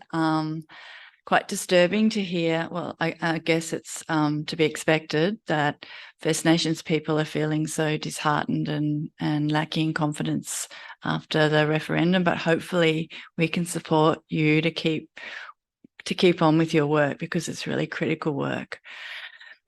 I'd now like to invite the 4 speakers to come up, and we'll have a panel session. We've got probably 15 minutes, and then we will move on to final reflections and then lunch. So can you all please come up?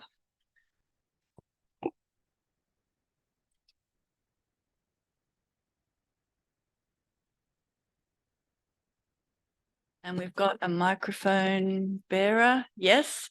And we'll be taking questions from in the room and also online.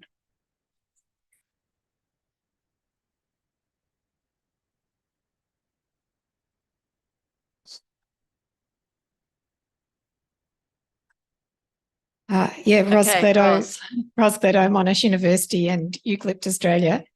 I've got lots of questions, but my first one is to our, which I won't ask them all. Our first one is to our last speaker, and I think this is really important about how we can connect best with the education and two-way learning of people who are on country, people who want to get back to country. How can we facilitate?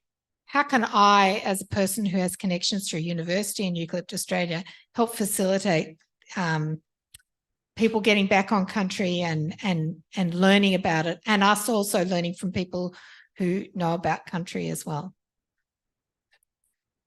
Thanks. Sorry, I missed your name. Ros. Ros. Thank you, Ros. It's like I said, we've got to be experts and specialists in every area. So recently we've been looking at, for in the northeast, acquisition of property. So that means doing a feasibility study, which I'm tasked with as well. So another specialty. But we're looking at a model where we can, if we can't get the support through the government initiatives, where we'd be looking at a model where we can get public support. So that would be an opportunity for you to be able to help, because it's actually about physically getting people on country. Then we have to stage it so that we can find work for people and introduce them back to country. So it unfortunately costs money and resources and infrastructure, like having actual property up there. Thanks.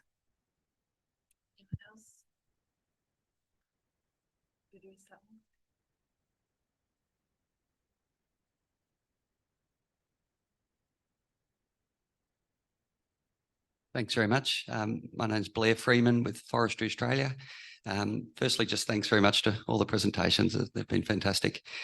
Question probably directly mainly to Matt, but I think building on the other ones, just be interested, Matt, if you could expand a little bit further on what the future management of this sort of expanded parks estate sort of would look like. I take from the discussion this morning, it's a more active level of management that wouldn't be needed. So therefore more funding, more resources to do these things, to support outdoor education, to tackle invasive species, and also getting traditional owners back on country. So just what does that look like?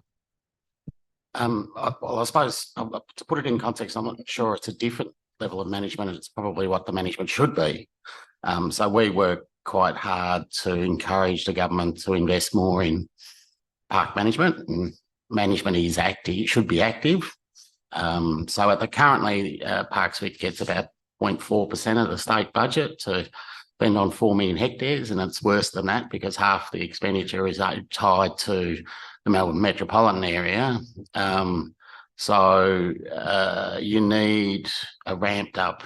And I suppose the challenge with any land management, I'm not sure DELP spend much more than that either. So the level of funding needs to be commensurate with the threat. So that's one issue. So there needs to be additional resources provided there. We've been pushing that for some time. The second part is, I think, the scope of management, because we often get into blind, I'm not sure the right way to put it, or sort of boxed into conversations about what is management. They should all be actively managed, and I think that's a position that people have held for a while. So that's people on the ground, ideally traditional owners with an active role in that, pest animal control, visitor management, maintaining your tracks and trails, your roads, ensuring that your visitor facilities are in appropriate places and are managed the right way. So there's a whole suite of things there. I don't think we necessarily do it well at the moment. Fire management, of course. So it needs to be more people in the landscape. There needs to be different ways of providing the funding so it's long term as well, because too often we see in the environment sector spurts and so on to funding, and the example I use, you get a big bunch of money to control the weeds, you don't get it the next year, the weeds will be back in a year or so. So we need consistency of funding, not necessarily the huge magnitude. Obviously there needs to be more, but it needs to be consistent. So I think I don't have a silver bullet, but there needs to be some discussion around ensuring that those resources are there in the long term.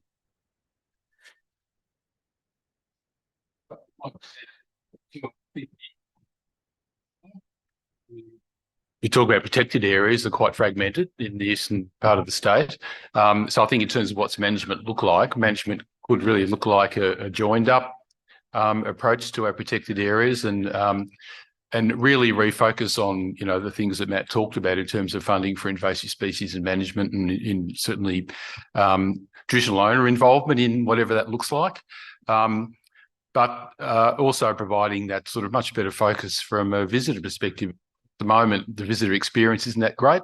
If you look at Kosciuszko National Park, it's big visitor centres and a real focus on visitor experience. The experience in Eastern Victoria is quite fragmented, and I think you could really do a lot in terms of bringing in the visitor experience and the whole tourism picture, as well as good stewardship of the land. So I think there's some great opportunities there. Mike, I believe we've got a question We online. do. We've actually got quite a few questions online, and they're good ones. So we'll try and get through as many as we can in balance with questions in the room, if we may. The first I'm going to go to is Rebecca Ford. Thanks, Rebecca. She's asked if anyone on the panel could comment on environmental volunteering. I think it's pretty important for this particular group to look at that. It's not traditionally occurred in forests, but is growing in Victoria, particularly through friends groups. When interviewing members of the public about forests and climate, a surprising number ask about opportunities to volunteer to help the forest as well as experiencing it. How do you see this in the future of the 1.8 million hectares? I think probably everyone could answer that. Will we start it with Matt and go down the panel? Yeah, look, there's always there is a passion in the community, possibly a little bit more post-COVID for volunteers and participation. I suppose the way to think about it is to provide a suite of opportunities for people to participate in things. So it's not just tree planting, could be citizen science, which is very popular, and there's emerging techniques for that. Could be recreational focused as well. So that's part of the experience that we need to think about. It takes time and it takes resources for people to organise volunteer experiences and manage them. So that's worth considering. It should also be looked at in the context that volunteers aren't going to solve your problems. So volunteers are going to create your problems. They can help. And I mean that in the nicest possible way. They will help with those things, but they're not a replacement for core staffing and core professional programs. And as long as people don't think about it like that, they can be a real opportunity to have deep engagement in detailed issues through having people get out and do stuff in the bush. And it also can value add, but it shouldn't be the replacement, I suppose, would be my point. Andrew, would you like to add? With this thing, it's working. Beautiful. Yeah, so I'll give a shameless plug to the Nature Stewards program, which is local people learning about their local environment. And it's a program that we helped host and build. And it's usually run through LGAs. Now heading towards a couple of dozen LGAs across Victoria. And the Victorian National Parks Association is now the host of that wonderful program called Nature Stewards. So definitely look that up, because that's really a pathway for maybe people like myself who, on the scale of light green through the dark green, knowing all about it and what to do and are doing it. I'm sort of more in the light green category heading that way. I did the Nature Stewards course, as did some of the family, and that was a really great confidence booster and capacity builder to be able to understand a little bit more about the 101 of flora, fauna, Indigenous cultural involvement in land management and other things. And then we're able to join a local friends of group and contribute.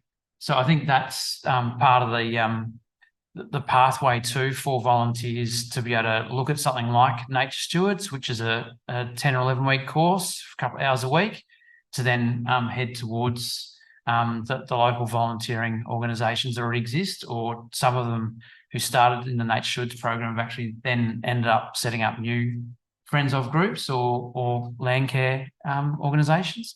So I think there's definitely, as Matt said, it's definitely no replacement for on the ground paid professionals, but it's definitely a way forward, and some of those people likely going to become those paid professionals into the future. Thank you. Jennifer? Yeah, I think in terms of the planting and the environmental aspects, for First Nations people, because we're so few, we want to be doing it ourselves. But where we do want volunteer help is with the organisation and the logistical aspects, because it makes it so much easier for us to be able to be engaged in those activities ourselves if somebody else can do all those kind of mundane things that need to be done, you know, because otherwise we have to do that as well. So, yeah. I think it's probably been said, but I'd certainly just reiterate what Matt said about it's the right thing for the right place. Volunteers, you know, don't replace what professionals need to do, but there's certainly a role. I'm actually president of our local land care group, and I tell you, it can be quite hard to be a volunteer sometimes. It seems that often bureaucracy puts barriers in the way of being a volunteer. So I one of my mantras is trying to remove those sorts of barriers for volunteer groups. But I saw a posting the other day, just recently, about a bushwalking club that had just cleared a section of the Australian Alps walking track, which probably hadn't had any attention for, I don't know, decades. And it was just amazing, the maze of trees and things that they pulled off that track and did that. So that was just fantastic work. So, and that's the sort of thing that the department wasn't doing. And that volunteer group got in there and did it. So that was fantastic. So, yeah. Mike, do we have another question online? I've actually got We'll a go to the question floor. Okay. for Andrew, if it's okay. I'm interested, as the CEO of the outdoor recreation sector, does it matter to you on your current usage and future planning outlook if there is a difference in your mind between state forest and national park? Yeah, I think there is, and I think there's a whole lot of conversations that we need to have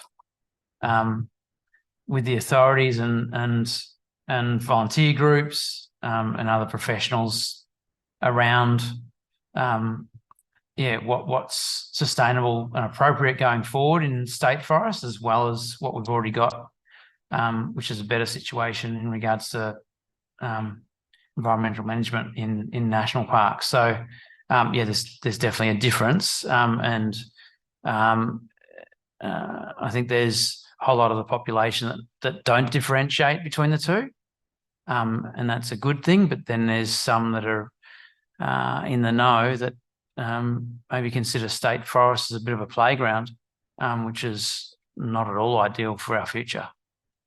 So very keen to work with OCR and everyone else around that into the future. And there's a big bubble that around some of those particular people that we need to burst open to have some good constructive dialogue about into the future. I'll just add one thing with the national parks. When you look at some of the sort of market research around, has been, and it comes out in community surveys, very high public recognition for the concept of national park and what they're for. People don't even know what a state forest is half the time. And it also materialises in things like Google, which doesn't always show you, it'll show you the national parks, won't show you the state forest. And so there's a whole lot of those issues which drive different sorts of access. So consistency in messaging about land use and those things is really important in the recreation visitor management space. Okay, we've got a question up here. Hi, my name's Chris. My question's for Peter. Thank you for your talk. It was terrifying, but very interesting. It's kind of a two-parter, I guess. I just wanted to ask about in relation to the curve of invasive species with the deer population. From what I understood, so the blackberries, it seems it's beyond the point of eradication, and now it's about preserving assets. Are we at the same point with the deer? And is it still possible for eradication? And aside from the legislative changes and the barriers, what else is needed? Like, what's the funding like currently? What does it need to be? And just a comment around, I kind of liked the jobs framework around the opportunities for invasive species work.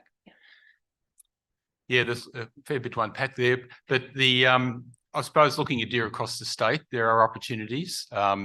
So it's really important to look at from that invasion curve perspective. Where do we prevent deer getting to where they're not currently? That's the most important thing to do. Second most important thing to do is try and pick off areas where they can be eradicated from. And this is like any invasive species, really. So there are small populations, and before they grow, get on top of them and start to do that. So look, to be honest, the best opportunity for that's probably in the west of the state, where the populations are more fragmented and they can really achieve something there. For the east of the state and for the eastern forests, unfortunately, it's still very much at an asset protection stage. I think there's an opportunity there to do two things. One is to protect assets like that alpine peatland that I had that picture of. There's lots of examples of that, our high country, some of our coastal rainforest areas.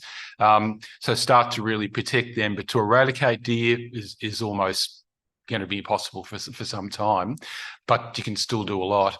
And starting to contain and pull that containment area in. So it's a very long-term thing with deer, but what we've got to get across firstly is to get around this protected status, so that we can actually get it really clear to the community that deer are a pest. They're not something to be protected. Sure, they're a animal can be hunted, and there's going to be deer hunting forever. Really, it's not exactly a threat to deer hunting, but at the moment there's this real confusion, I guess, in the community about whether species like deer are a pest or not. So we've got to really get on top of that one.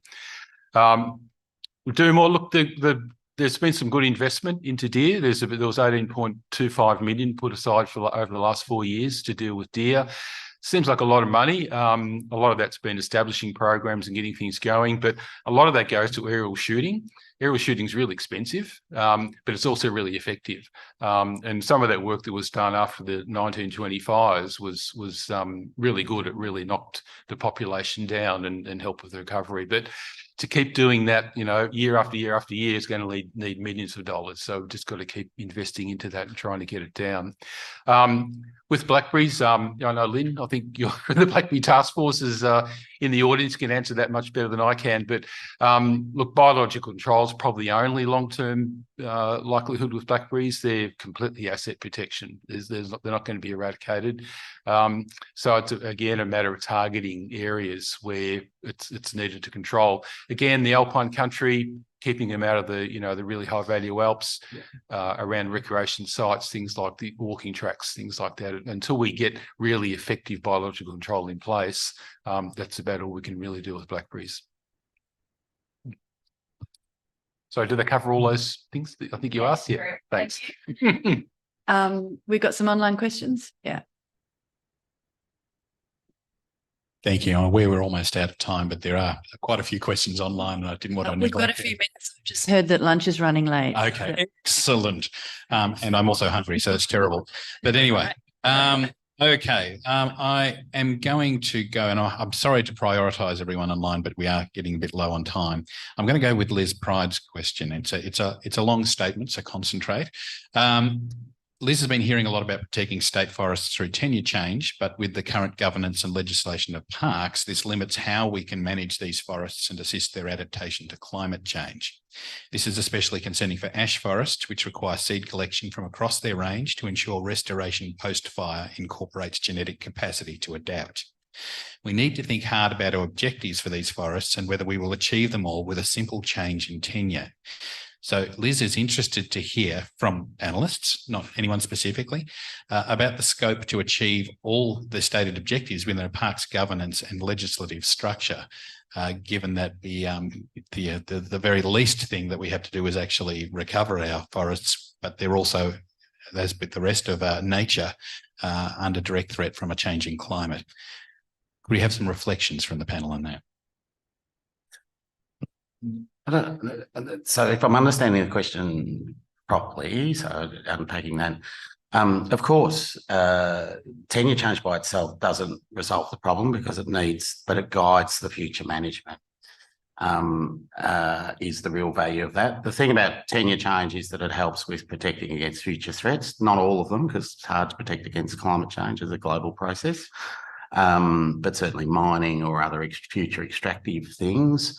I don't think it limits seed collection, certainly doesn't limit restoration necessarily. Does help manage behaviours and use within the area. So in that context, it's an important step. It's one step. But the next step is the really important one in terms of getting the management resources available to do the work. Climate change is a huge challenge in all of our natural spaces. So understanding what that means and setting in place programs, one, to make the ecosystems more resilient, and perhaps in some places there will need to be greater intervention. But what that looks like, I don't think we know often. Anyone else on the panel want to have a go at that one? I'll come into you on that one if you like. Yeah, well, I suppose I'd just say simply a tenure change under the National Parks Act sets some clear objectives, some clear requirements for the land to be managed. And if we're dealing with things like whether it's feral horses or weeds or things like grazing, they can be dealt with under the objectives of the National Parks Act, so that leads to an improvement in how we manage the land. So I think the tenure change for those really high value areas is really important to make sure it's really clear what the objectives are of what we're trying to achieve. I think we'll get to one more question. Yeah, If that's perhaps possible. one more. Is there any more questions in the room? Yeah, before- any indication of interest out there? Okay, we've got you. All right, thank you very much, everyone. This is the last one. All right, and I'm going to go to Kath Rouse because Kath's awesome and she's been with us the whole way through the couple of days. So good on you, Kath. She's from the conservation rep at the Victorian Mountain Tramping Club, one of the very active bushwalking clubs in Victoria, and which is in itself representative of the tens of thousands of folk who walk in our stunning forests and introduce so many to these areas. We all know the many health benefits of getting folk into the forests, linking to yesterday's and today's comments. How do we ramp up the investment in walking tracks and simple overnight campsites to help folk access and care for our forests? Who wants to take I'll have a go. Look, there is some fantastic walking tracks in Victoria. And I suppose I'll observe two things. There's a bit of a tendency in government programs to fund new things and not maintain existing things. So as soon as you can say monorail, and so there is a bit of a tendency in funding programs to do that. And so I think that's just so we should be saying to government that maintaining existing assets is a really critical thing. It's also better for the environment. We're not endlessly adding new tracks. We rarely take them away, but we add them all the time, whether they're walking tracks or bike tracks or roads or whatever. So I think it's a really good point, but maintenance should be seen as a flagship thing as opposed to new things necessarily. Maybe we just need to think up a good, clever way of marketing that. Yeah, Andrew? Yeah, so echo Matt's reflections there around new and shiny versus existing. And I think I don't want to speak for Jen either, but the same goes, I'm sure, with many traditional owner groups, is that, creating new, there's all kinds of challenges with that when we've got such a fantastic network at the moment. And so we, like Matt and others, took the last election that we really need to have a serious maintenance of tracks and trails review to then work out what we need to invest in sooner rather than later in that space. And also, there's tracks and trails, divisions in other states. We're about to release a nature-based tourism strategy. Part of that should be that there's, decent investment in a tracks and trails maintenance strategy and a team to be able to actually continue the work in that area, because it's enormously important. If you talk to even international tourists, they love coming to Victoria because they can get to so many incredible, diverse places relatively quickly compared to the rest of Australia. But you can wind it right back to some of those things that Matt said. If we want to actually be serious about mitigation against climate change and everything else, the best way to get the population out and active is on the existing tracks and trails. There's such a good value case for that too. Maintaining what's there is a whole lot less finance and everything else than creating new ones, let alone all the damage that potentially can come from those new ones. So yeah, go for it, Jen. I just want to add to those existing tracks. So most of those tracks are taken from Aboriginal songlines. So not only maintaining those, but also letting the history of those be told. And you were talking about marketing, like with the deer, those cute little things that nobody wants to hurt. They're killing our peatlands, like up on the mountain where the birth of the rivers are. They're killing them. So emphasising Indigenous history and our culture through all that already established infrastructure that was there, that was, you know, those, our ancestors gave those tracks to, you know, I don't want to say invaders, but I just said it. But, you know, so that's it. So we need to honour that as well. Yeah. Excellent. So it's been a wonderful last session. I particularly liked it because it's put people back into the forest, which I think is an appropriate way to end this symposium. So can you please join me in thanking our speakers?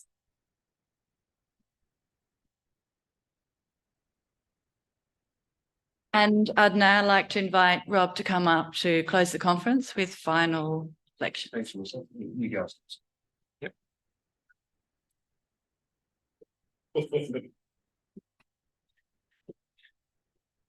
Thank you, Melissa, and thank you to all of our speakers. Matt, I was just thinking we might need to have to develop a model for ribbon cutting for well-maintained tracks rather than new tracks for parliamentarians. Would be a good thing to do. And Jennifer, I just admit it, you chimed in then. I remember talking to some Boonwurrung people who were looking for artifacts along the proposed new route for the Peninsula Freeway. And the comment was, what makes you white fellas think you're the first one to use these tracks? And of course, they've been used for a long, long time. So we need to understand it as well. Look, I do have a few minutes just for some of my own reflections, and I've perhaps drawing together some of the things that we've all heard over the last day and a half. Thanks particularly to Alluvium Foundation and Friends of the Earth Melbourne and the VNPA, and all of you online as well. Hi, guys. As participants for your respectful and thoughtful engagement in this symposium. The Royal Society of Victoria and those partners, we're delighted to have been able to initiate this conversation. It's overdue and really catalysed by the Victorian Government's decision on logging. When we were approached initially, I think, by the Alluvium Foundation to say, look, what are we going to do with our forests now? They're not going to log them. Legitimate question. And in parallel, Mike was approached by Friends of the Earth and VNPA to say, look, we think we probably need some lectures. We're going to do a lecture series on forests. So we took the step, well, why we're not doing it twice? How do we make that work? And that was a bold initiative, Mike. But I think we've achieved a lot in doing it. I think what everybody involved would agree with me that this is a complex issue. It's not just about wood or fire or forests. It's about economics, and it's about ecosystems, and it's about communities and climate and regeneration and traditional owners, certainly, and land management that Peter's talked about today. It really is a jigsaw puzzle. And certainly one size doesn't fit all for our forests. So there's a lot more thinking, learning, and conversation to be had. It is clear, though, and I think this has come through in all of the presentations, that we do now have some sort of a new opportunity, a new real opportunity to do things differently, to do things better, and catalysed again by the Victorian Government's decision. And I know, and we know from conversations yesterday, that they're now looking at that opportunity as well. So, and all of this change may be ideally in the context of a well-being economy, which is, I think, was the what we heard from the first group today. So what's next? What's next? We heard contributions yesterday from Rod Keenan and Bill Jackson and others. All the forest, all the trees, put them all together. How do we do that? How do we manage protected areas as well as state forest and trees and forest on private land? This is an opportunity to examine that as well. Wider engagement. Well, I should make the point that in putting together the symposium, and we began when? 3 months ago, and I sort of was engaged initially and then stood back a little bit because I had a really good group organising. We asked everybody. So it is unfortunate that we haven't been perhaps to have as many traditional owner representatives with us. There are certainly some voices in the scientific community that were engaged, but withdrew for reasons. We need to try to manage that better. And those conversations need to continue to be had.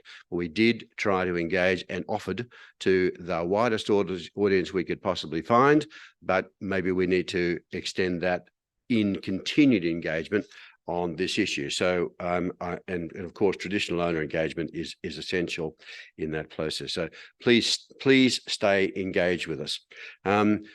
On that, let us know, what have we missed? What do you think our next steps should be?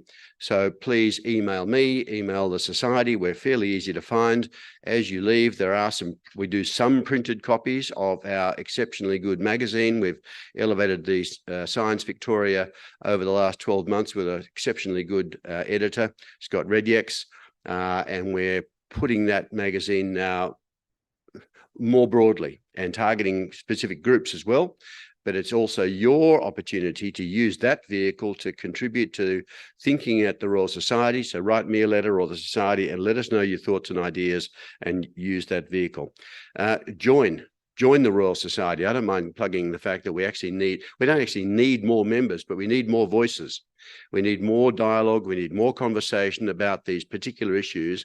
And it's really important, I believe, that since this building is here, it should be used as a focal point for discussion and science-based decision-making. We seriously need to utilize this asset, which is, it's really like a public house for discussion. That's the way it was set up originally, and we need to continue to use this. So we now offer affiliate membership for a couple of $100.